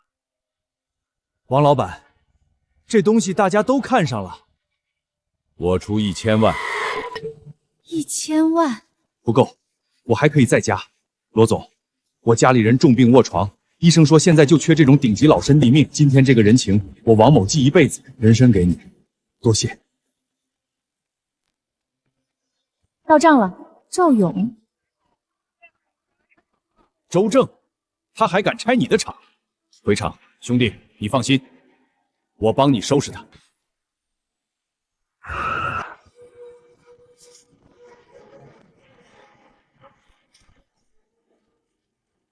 大家都听好了，灵泉厂延期交付，严重违约欠款。现在这里的一切都由我们万和集团接管。进去，给我拆！值钱的设备全拉走，没用的直接砸了，腾地方。不许动！这是我们的厂子，你们凭什么抢东西？谁敢往前一步试试？凭什么？就凭你们那个罗燕是个彻头彻尾的输家，他躲哪儿去了？是不是欠了债，吓得躲在被窝里哭呢？罗总那是去跑业务了，等他回来，有你们好看的。业务？他现在连裤衩子都快赔光了，灵泉已经完了。现在的灵泉姓周。周正，还没到最后期限，你带人强闯工厂，这是犯法。赵勇，你不过是个看家护院的狗，罗燕都快破产了，你还在这笑什么忠？只要我还没倒下，你就别想动工厂一根螺丝。看清楚了，违约金3000万，罗燕拿什么还？他输了货，输了厂，现在除了这一身债，他什么都不是。今天这场我收定了，还愣着干什么？谁敢拦，就给我往死里打！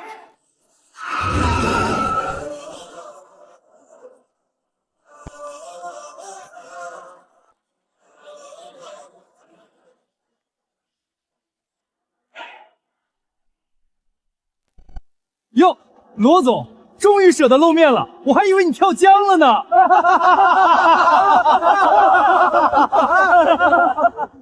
周正，带这么多人在我厂子里闹事，手续带齐了。合同、公证书证明、资产抵债书，样样齐全。罗燕，你拿不出那3000万的违约金，这厂子现在就是我的。你的如意算盘可能要落空了，这个厂你没资格接。死到临头还嘴硬，你还有钱赔吗？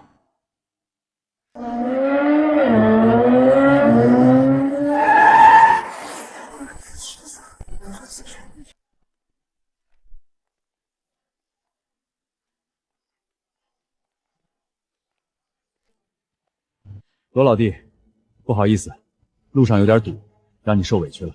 周正，你刚才说谁完了？王总，这是我们和灵泉的合同纠纷，您可能不太清楚。哼，我不需要清楚，我只需要你清楚，罗燕是我的好兄弟，你跟他过不去，就是跟我过不去。王总，没想到您也来了。既然罗燕跟您有交情，今天这个面子我给。罗总，算你运气好，厂子我今天先不动，违约金的事儿咱们后面慢慢算。这小子居然还有全国10强企业的王总成台，这些老东西个个人老成精，可不能让他们看出端倪。撤。慢着，罗总，我放过你是看在王总的面子上，你可别给脸不要脸啊！我不需要你放过。3000万违约金，加上之前欠你们公司的预付款，一共3800万。就在刚才，我已经全额汇入了你们公司的账户。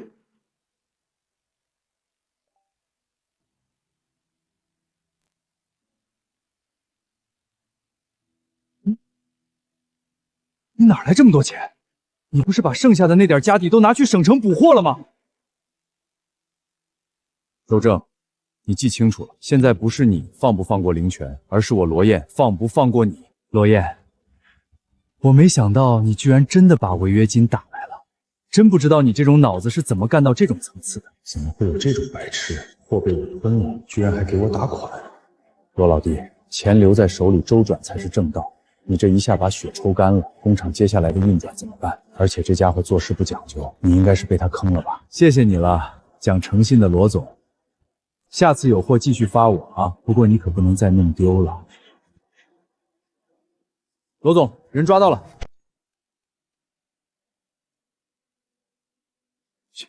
小李，罗总，还真让你算准了。这小子想去火车站跑路，被哥几个堵住了。货在哪？就在周正城西的那个私人仓库里压着呢。罗烨，什么我的货？我不知道你在说什么。是不是你的货？等警察一查批次号就知道。周正，这仅仅只是个开始，属于我的东西，我会让你一点一点吐出。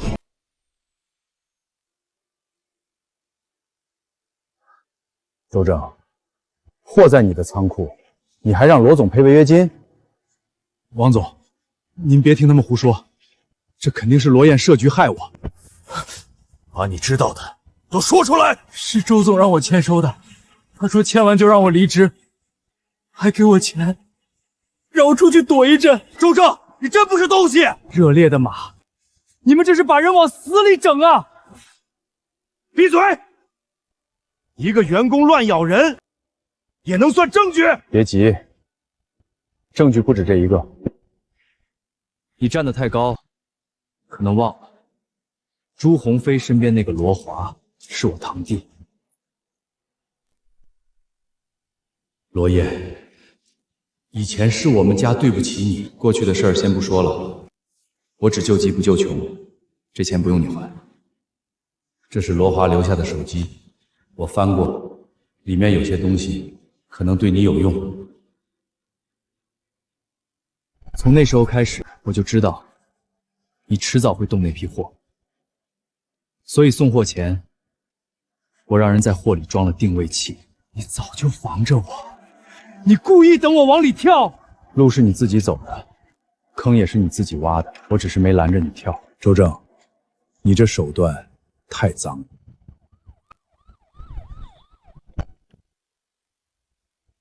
周正，你涉嫌合同诈骗、商业敲诈、恶意侵害企业经营等相关犯罪，现在依法对你进行传唤。不可能！你们凭什么抓我？我是受害人！是不是受害人？跟我们走一趟就知道了。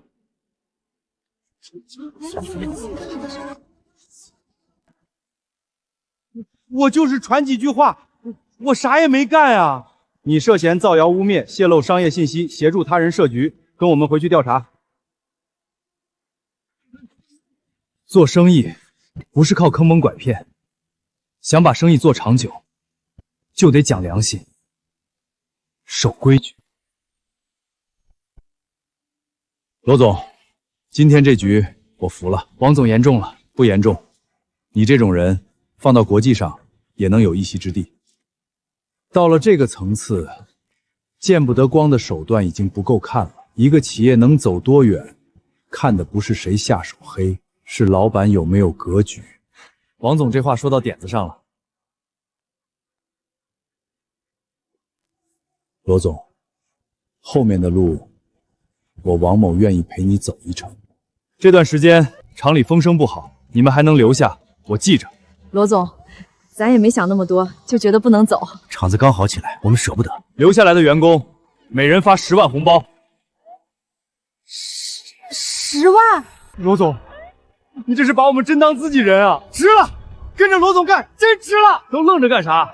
还不谢谢罗总？罗总，以后你让我们干啥，我们就干啥。这辈子我就认灵泉这个厂。 10万红包，我咋就没多撑2天？完了，我这回是真把金饭碗扔了。周正都倒了，林泉还能起来，我当时咋就慌了呢？10万红包全没了！你冲我喊啥？当初不也是你自己要走的？你少装！要不是你天天说罗燕要完，咱们能离开？那你不也信了？现在钱没了，倒全怪我。大哥，现在咋不吭声了？以前不是挺能说吗？就是啊，罗长胜。 你以前一张嘴可没少挤兑罗燕，现在装哑巴了。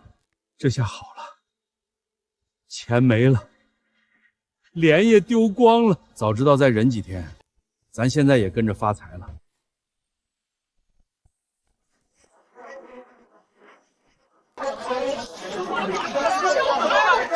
这套房子我要了，多少钱？每天1万，只租不卖。1万就1万，先给我定10天，我也定，给我来20天。要3套餐给我安排上。 价格好说，我要长期名额。先充500万，我充800万，优先给我拍房。罗总，这钱来的也太猛了，我手都快记不过来了。别光顾着高兴，钱收了，事儿就得给人办漂亮。林总，以前是我眼皮子浅，我想回来继续干。我那时候也是害怕，真不是不念厂里的好。罗总，回来求职的人不少，还有几个是当初跑得最快的。能干活的留下，心眼歪的挡外头。人可以回来，要害地方不能让他们碰。明白。兄弟，麻烦你通融，你们罗总是我大侄子。对，我们图气真有急事儿。哎，罗总说了，任何人没有预约不能进。那你帮我们说一声，就说他大伯来了。燕儿，哎呀，可算见着你了。燕啊，之前是我们糊涂，说错话，站错队了。对，都是一时糊涂。现在外头没人要我们，省城那边也没影了，家里日子是真难。你看，咱们毕竟是亲戚，能不能让我们回集团干点活，扫地搬货都行？你们以前不是说跟着周正去省城大公司比跟着我强100倍吗？那不是被猪油蒙了心吗？罗燕，我们真知道错了，你给个机会，我们肯定老老实干。让人咬过一口，再伸手就得看清楚。公司可以给人机会，但不能一遍遍把刀递给背后捅人的人。罗燕，我们可是亲戚啊！有些人不能再放回公司。回去吧。10万红包到账了，这回真是熬出头了。还有新合同，工资又涨了，过年能给家里盖新房了。本来也该有咱一份的，谁知道罗燕还能翻身？还不是你天天说他完了，你少赖我，你不也跟着走了？周正倒了，灵泉集团也算在省城站稳了脚。从今天开始，灵泉集团总部就设在青云山度假山庄，厂子供货，山庄接客，省城做口子，全国跑市场。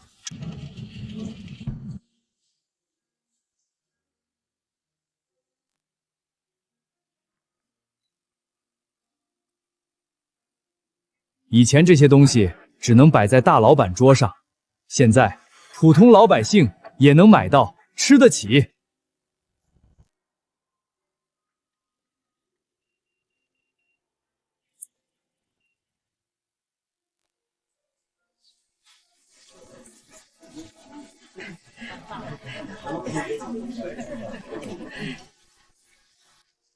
哎呦，这红包沉得我手都发抖。10万，我这辈子没见过这么多钱。我家分了20万，20万啊！这回孩子娶媳妇的钱有了。以前发工资都指望不上，现在还能分红，这日子真是翻过来。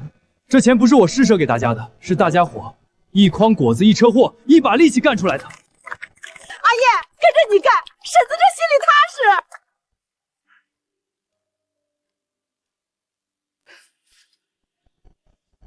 早知道当初就不该站错队。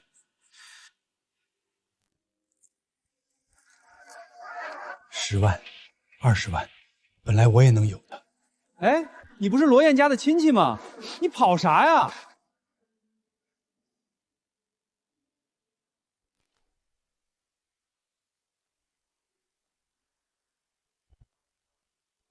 各位，这位就是灵泉集团的罗燕罗总。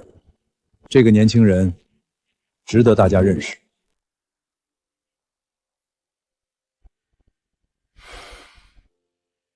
靠王老板牵线，灵泉终于进了全国商超。以前我们是把货送进县城，现在是一车一车往全国发。灵泉的货从大河村卖到全国各地，越来越多老百姓也能吃上咱们灵泉的东西。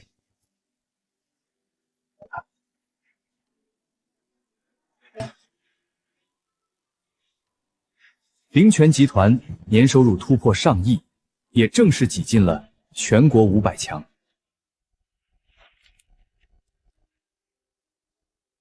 大伯，罗燕，你咋来了？我来看看你。我现在这样没啥好看的。我今天来是想跟你说一件事儿。啥事儿？进灵泉集团吧。你年纪大了，别再捡垃圾了。罗燕，我以前那么对你，你还愿意拉我一把？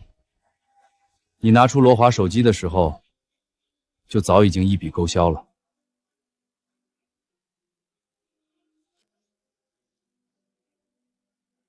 我以前瞎了眼，跟着他们欺负你，还帮错了人。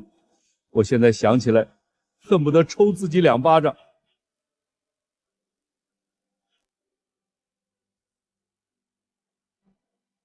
从你拿出证据那一刻，过去的事儿就一笔勾销了。你真不怪我了？我不是六亲不认的人，你能回头，我就给你一条路。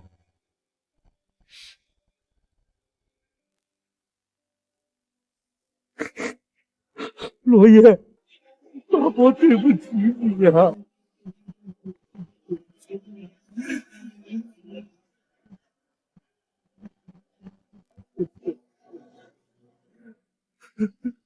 走吧，你和小雨的日子该重新过了。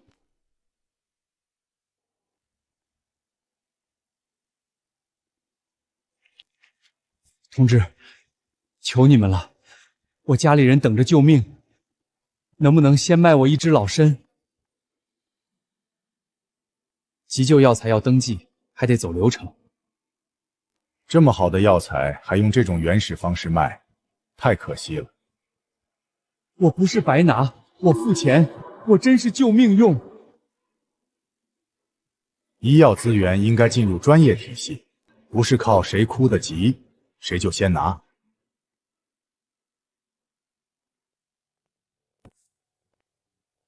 怎么回事？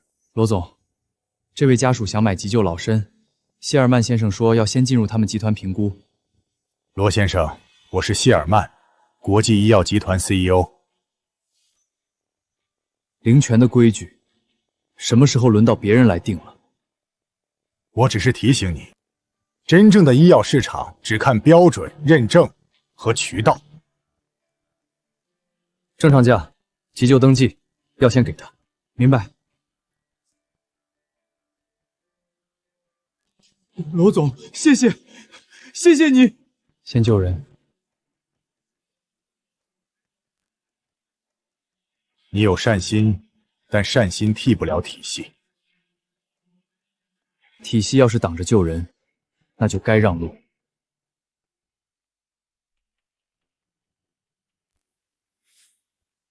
罗先生，我不是来买药材的，我是来帮你把灵泉药材送进国际医药体系。你怎么帮？独家代理，灵泉所有药材只能交给国际医药集团评估、包装、认证、销售。所有，包括灵泉仙境的药膳渠道，也要给我们预留。价格比市场低30%，这是进入国际体系的成本。成本让我出，利润你拿。罗先生，单独看一只人参，你觉得它很贵，可放进全球供应链里，它只是一个品类。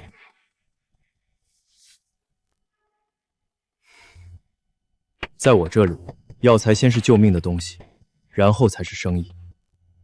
这句话很好听，但市场不会因为好听就改规则。没有我们的临床背书，没有海外渠道，没有合规团队，你的药材只能停在这里，被人当成猎奇的土特产。救命的东西，到你嘴里就成了土特产。在没有被国际体系承认之前，它只能是。谢尔曼，话别说太满。我见过很多像你这样的人，有资源，有运气，也有野心，但他们最后都明白，世界市场靠的不是热血，是规则。那要是规则不让路呢？那就进不了门。门打不开，我就自己修一扇。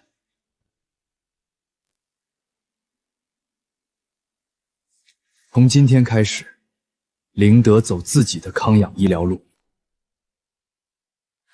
同志，求你们了，我爸在医院等着救命，能不能卖我一只老参？钱我们凑，手续也带了，真是救命用。急救药材要核实，还得登记。罗总，今天来了好几家，都是冲着急救老参来的。病历真实，用途真实，就走急救通道。罗总，真能卖？救命用，不吵架，按正常价走。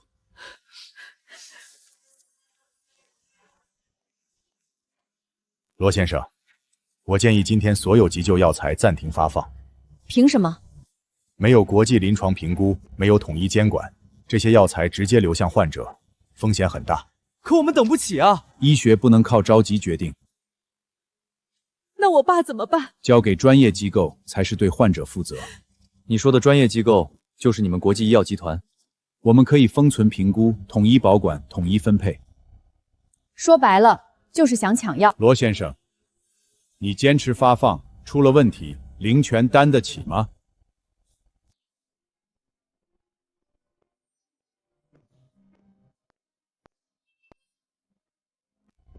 罗老弟，这事儿得稳，别让人抓把柄。资料、培育许可证、检测报告、流通备案、急救调治表、合作医院反馈记录，全在这里。这些只是夏国文件，这是夏国的地界，林泉先按夏国的规矩办，手续齐，流程也清楚。核实病历，登记签字，发药。明白。谢谢罗总。你这是把风险往自己身上揽。救命的事，我从不往后躲。罗总，昨天了灵泉老参的病人稳住了，指标也在回升。院里几个专家都想了解灵泉药材，真的能救人？快，先给我登记。罗总，我们想正式了解灵泉药材的数据和反馈。谢尔曼，有没有用，不是你一句话说了算。个例不代表体系，那就从一个个病人开始。罗总，医院的人都主动找上门了，咱们这药材是真打开口子了。药材贵不贵不是最重要的，能救人的药材才是灵泉的底气。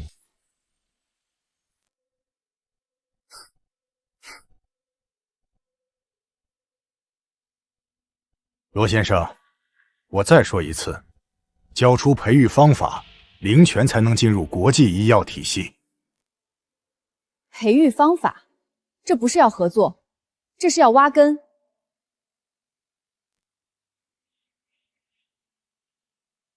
你们夏国人总爱把运气说成奇迹，几根草药救了人，就以为自己能碰世界医药规则。那是救命药材。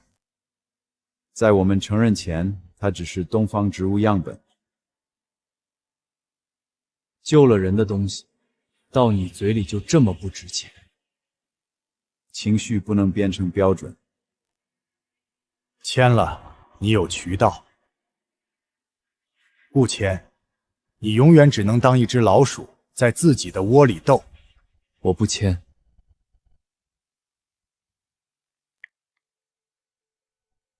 谢尔曼，我就可以打打。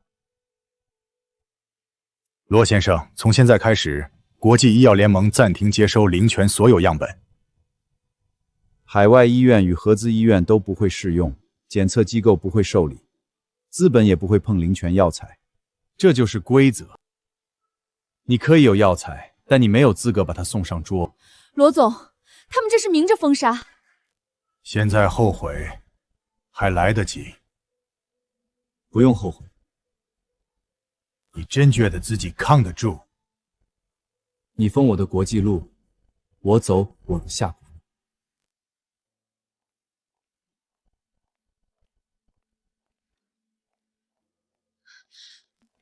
罗总，他们把国外标准一卡，咱们后面怎么办？先不往外求，我们在夏国自己做病历、做检测、做用药流程。你要用真病例和真数据，反打他们的标准。嘴上吵没用，拿病人说话，拿数据说话。以前灵泉只想着把好东西种出来卖出去，让大家吃得好一点。可现在我明白了，救命的东西光卖出去还不够，还得有人敢用，有地方可用。他们说没有他们点头，灵泉全境进了国际大门，那我就自己把门修起来。病历、检测流程一样一样做，别人不认，灵泉就先把自己的底气做出来。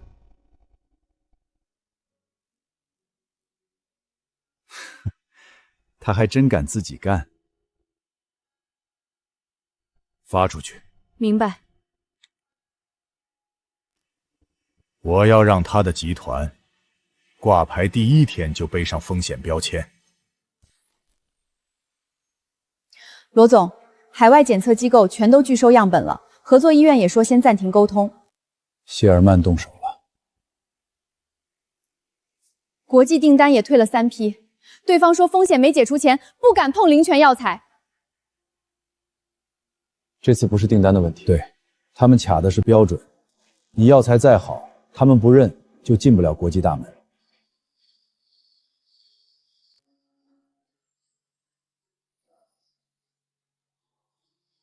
又有动静了。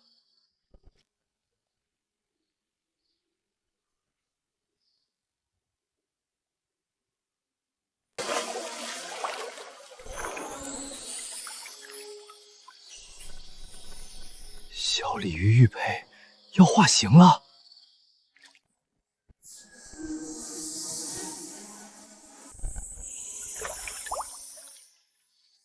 小蛟龙，以后是不是得叫为小蛟龙玉了？奶奶留给的宝贝，到底还有多少秘密？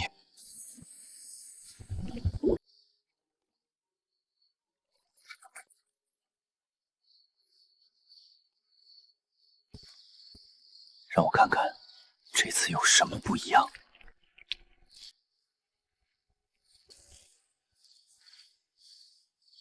不抢着长了，药气反倒更稳了。催生是以前的本事，现在是养药性。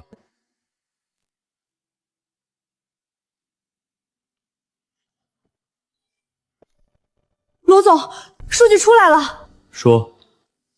有效成分提高了，稳定性也更好了，杂质比上一批还低。最关键的是，不同样本之间的差距变小了，也就是说，这批药材更稳定，更适合做标准化检测。稳定性。对，如果后续数据都这样，咱们就能拿出一套自己的药材标准。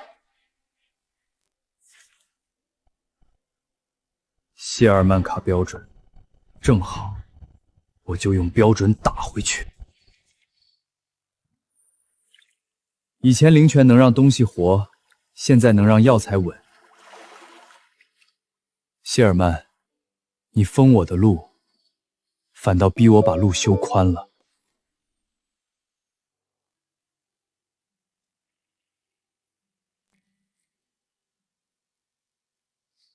罗总，这批药材咋感觉跟以前不一样了？以前是长得快，现在是药性稳定。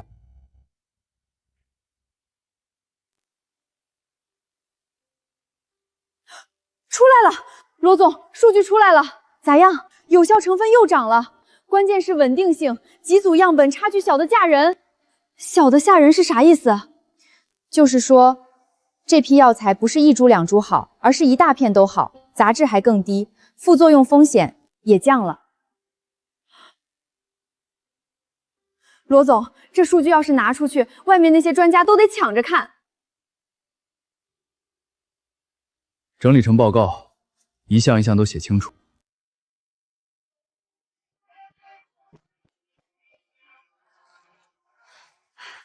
罗总，经过1个疗程，第一批患者反馈出来了。罗总，我爸昨晚能自己坐起来了，医生都说没想到。我妈今天吃了半碗粥，她都好几天没怎么进食了。真有这么快？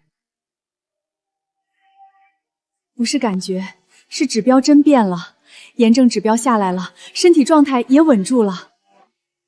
罗总，你这是救了我们一家呀！别谢我，好好配合治疗，人稳住才是最重要的。罗总，说句实话，我当医生这么多年，没见过这么快的恢复反馈。把每个病人的情况都记清楚，不能只看效果，过程也要留住。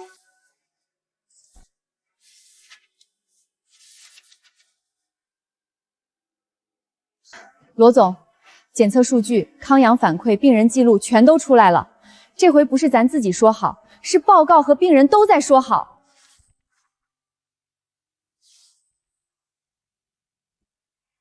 这数据太漂亮了。谢尔曼想在国际上封杀你，可他封不住夏国自己的医院和病人。现在好几家医院都在打电话问，连专家组都要来了。来得正好。你准备怎么做？把资料整理成标准化报告。明白。谢尔曼不是说我们没有标准吗？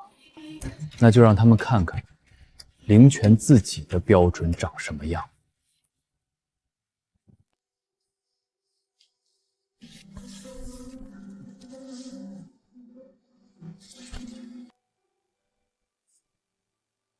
这稳定性，这么多样本都能做到这个水平？是，连续3批都是这个数据。杂质控制也太低了，这要不是亲眼看到报告，我真不敢信。罗总，这批数据还有原始记录吗？全都有，病人记录、检测流程、样本编号，一份不少。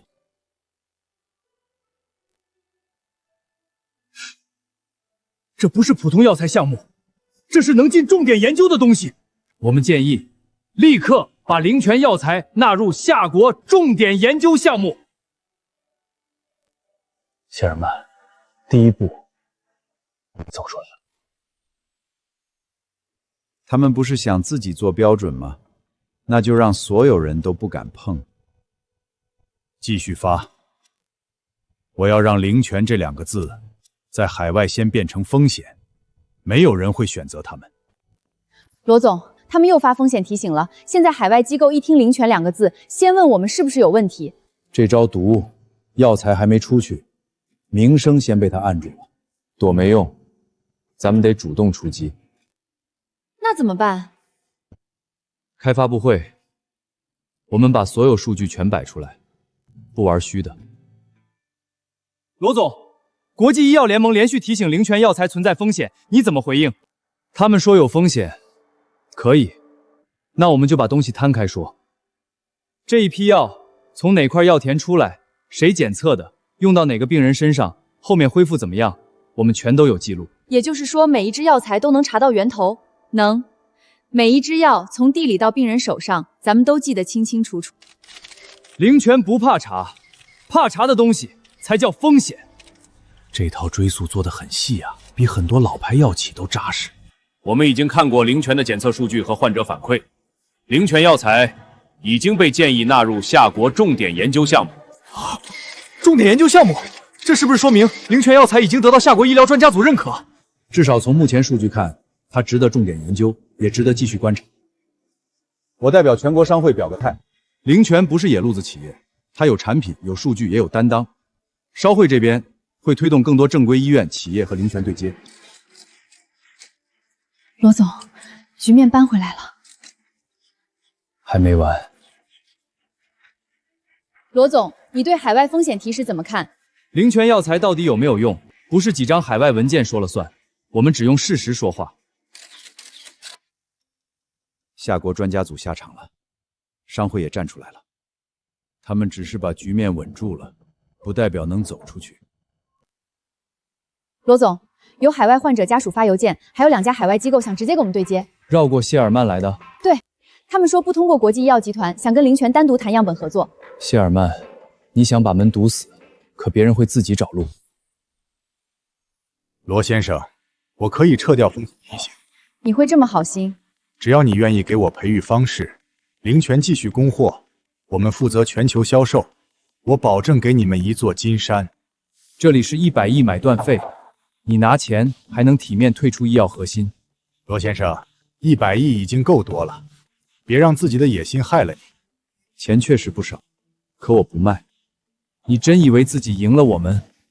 罗先生，我可以给你钱，也可以让你什么都没有。你还想干什么？海外医院会害怕，合作机构会退缩，给灵泉说话的人也会遇到麻烦。谢尔曼，你这是威胁，这是提醒。你们夏国人有时候很天真，以为靠几份数据就能跟资本讲道理。数据讲不讲道理，等会儿你就知道了。你发风险提醒的内部邮件，亨利联系检测机构拒收样本的记录，还有你们压海外医院不准接触灵泉的录音，全在这里。别碰！还有你们低价垄断灵泉药材的合同，要求交出培育方式的条款，也都备份了。这些文件不合法。你们做的时候，咋没想过合法？罗燕，你敢公开这些，后果你承担不起。不用公开，已经同步给国际医药联盟和你们董事会了。调查我，现在！不可能！谢尔曼，你的行为已经严重损害集团声誉，董事会决定立刻罢免你 CEO 职务。谢尔曼先生，这事不是我一个人做的。闭嘴！亨利先生，请跟我们走一趟。罗燕，这事儿没完。从你拿病人的命做买卖那一刻，你就已经输了。灵泉医药不接受垄断，以后我们只跟真正救人的机构合作。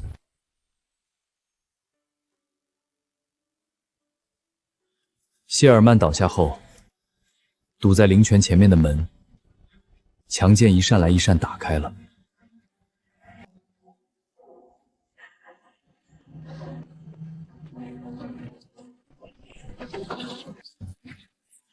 灵泉药材第一次正式迈向海外。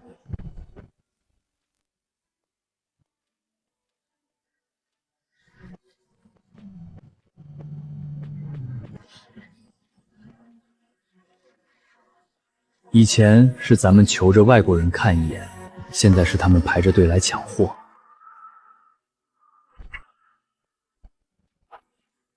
药材、药涮、康养服务三条线一起出海，灵泉终于走到了世界桌面上。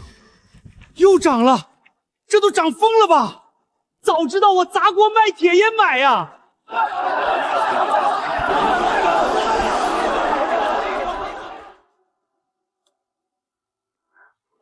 罗总，股价又涨停了，市值又冲上去了。别光看股价，订单和交付更重要。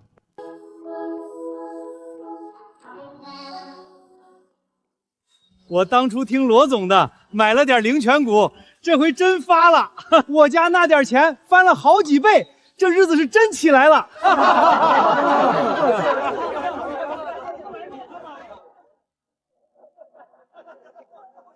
当初我要是信罗燕一会，也不至于混成这样。那时候让你买，你还说罗燕瞎折腾呢。我嘴贱，我活该。灵泉康养医药集团正式进入海外市场，药材膳和康养服务同步出海，多家海外医院与灵泉达成合作，灵泉集团市值持续攀升。业内认为，灵泉集团正在成为全球康养医药的新巨头。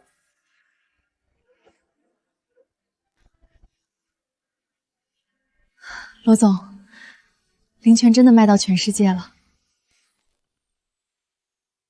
这段时间，灵泉集团不仅走出了夏国，还成了全球康养医药领域的新巨头。罗总，很多人都想知道您现在最想做什么？不是在赚多少钱，是把钱用到该用的地方。您这话具体指的是？我准备拿出一笔钱，在全国建200所希望小学，再成立一个灵泉医疗基金，专门帮那些看不起病、拖不起的家庭。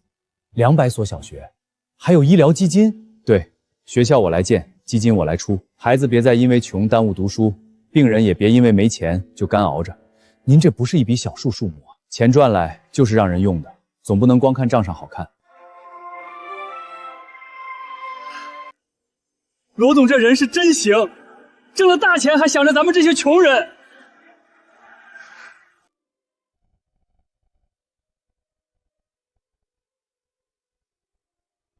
这才叫老板，没忘本儿。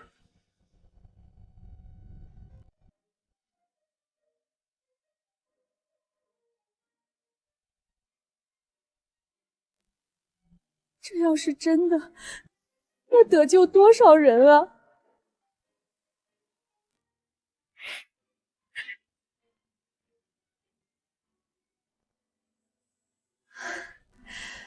罗总，您这一下全网都炸了。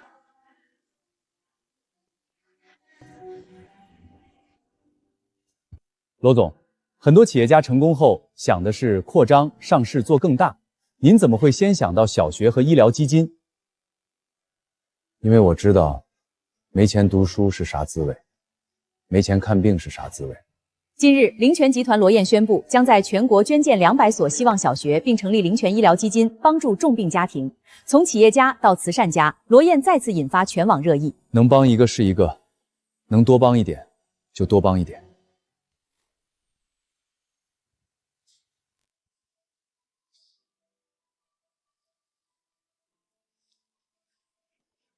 罗叔，歇会儿吧，你这一天都没停。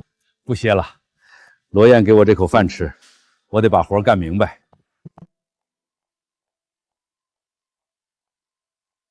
罗叔，这批货没问题。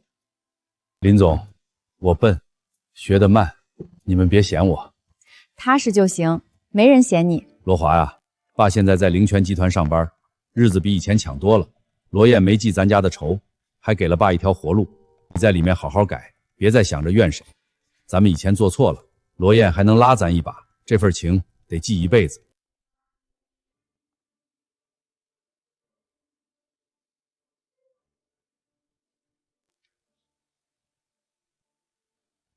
你在里面好好改，别再想着怨谁。咱们以前做错了，罗燕还能拉咱一把，这份情得记一辈子。爸没本事，但现在明白了，人不能昧良心。等你出来，咱们爷俩老老实实过日子。爸，我以前真不是人。出去以后，我一定重新做人，以后好好报答人家。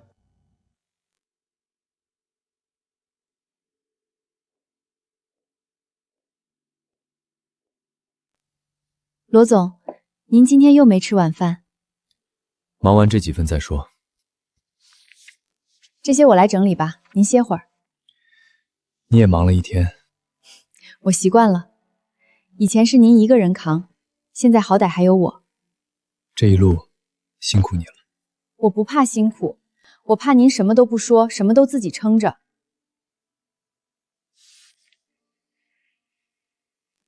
以后不会了。罗燕，我能不能不叫你罗总了？可以。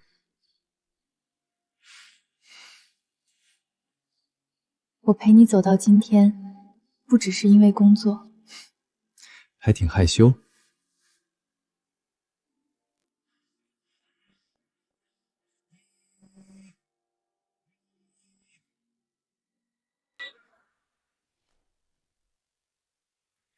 灵泉康养医药集团创始人罗宣布成立医疗基金，并将在全国捐建200所希望小学。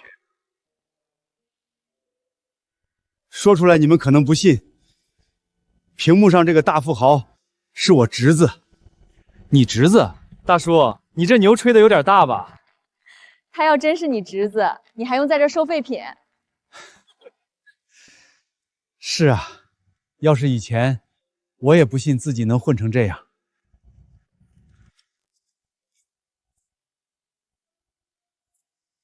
不是大富豪的书吗？还捡瓶子啊？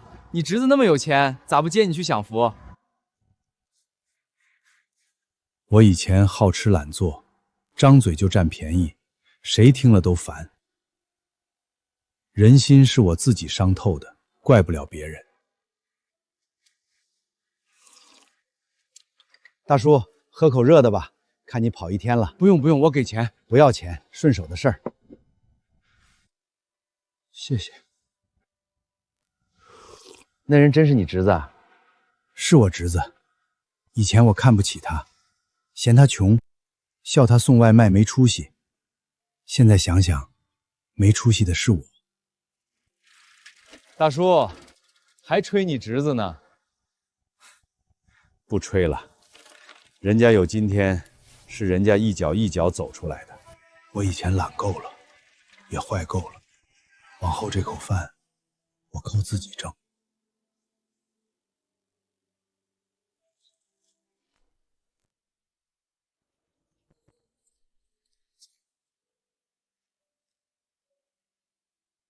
出来了，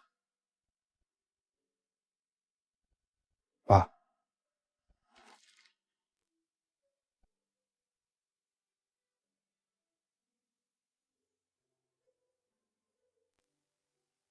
爸，我对不起你。对不起我的话，往后用日子还。我知道。想重新做人，先去见罗燕。他还愿意见我吗？你不去，咋知道？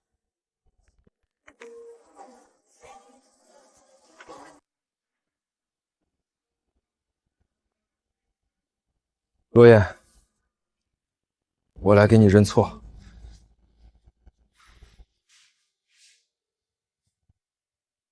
以前我害你，欺负你，还跟朱鸿飞他们混在一起。我坐牢的时候才想明白，我真不是东西。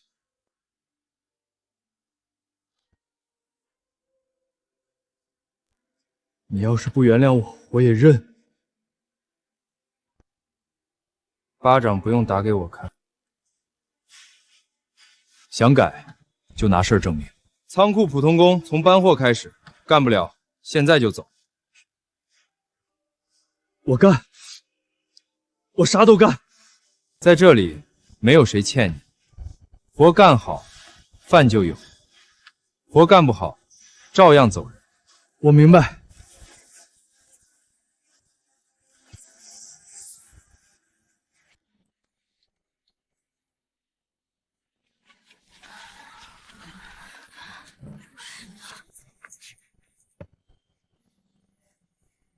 灵泉康养医药集团正式成为全球康养医药新巨头。创始人罗燕宣布将捐建200所希望小学，并成立灵泉医疗基金。这个罗燕也太厉害了吧！年轻有钱，还做善事，这种男人谁嫁给他谁享福啊！娇娇，你咋了？没事儿。我知道没钱读书是啥滋味。也知道没钱治病是啥滋味。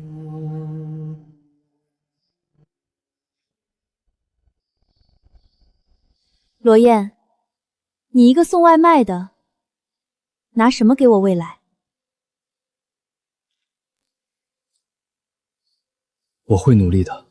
努力有什么用？穷就是穷。别再找我了，我不想跟你一起过苦日子。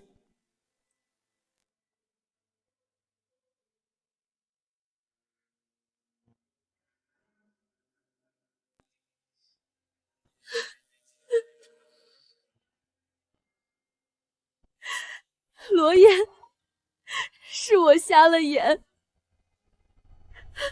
我当初嫌他穷，嫌他没本事，可我亲手推开的，不是穷日子，是这辈子最好的命。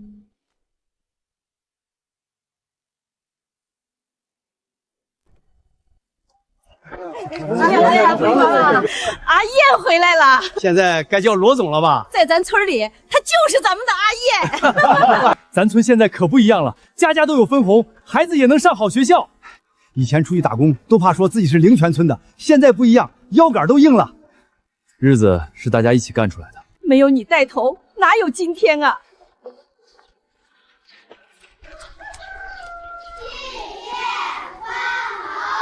以前的灵泉村，路不好走，地不值钱，人也没啥盼头。现在不一样了。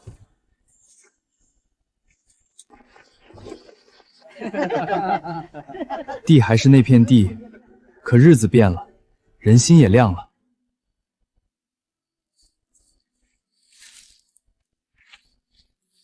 奶奶以前总说，人别嫌地薄，只要肯下力气，薄地也能长出好日子。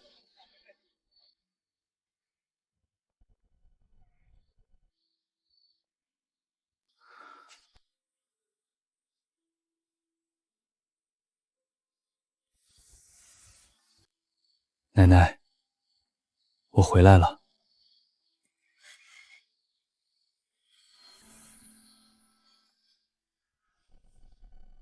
原来你们本来就是一体的。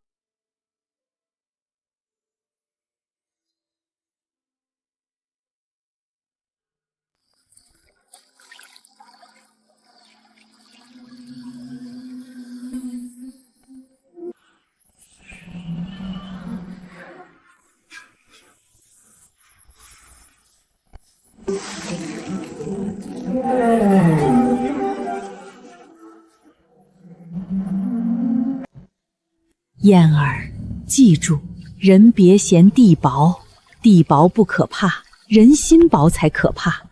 只要心正，守得住根，啥日子都能过起来。奶奶，我记住了。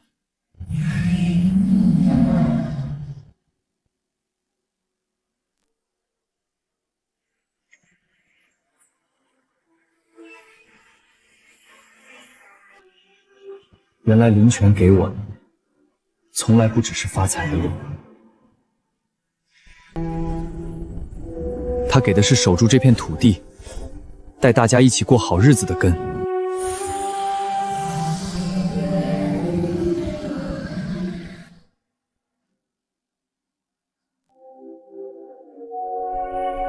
灵泉真正的传承，才刚刚开始。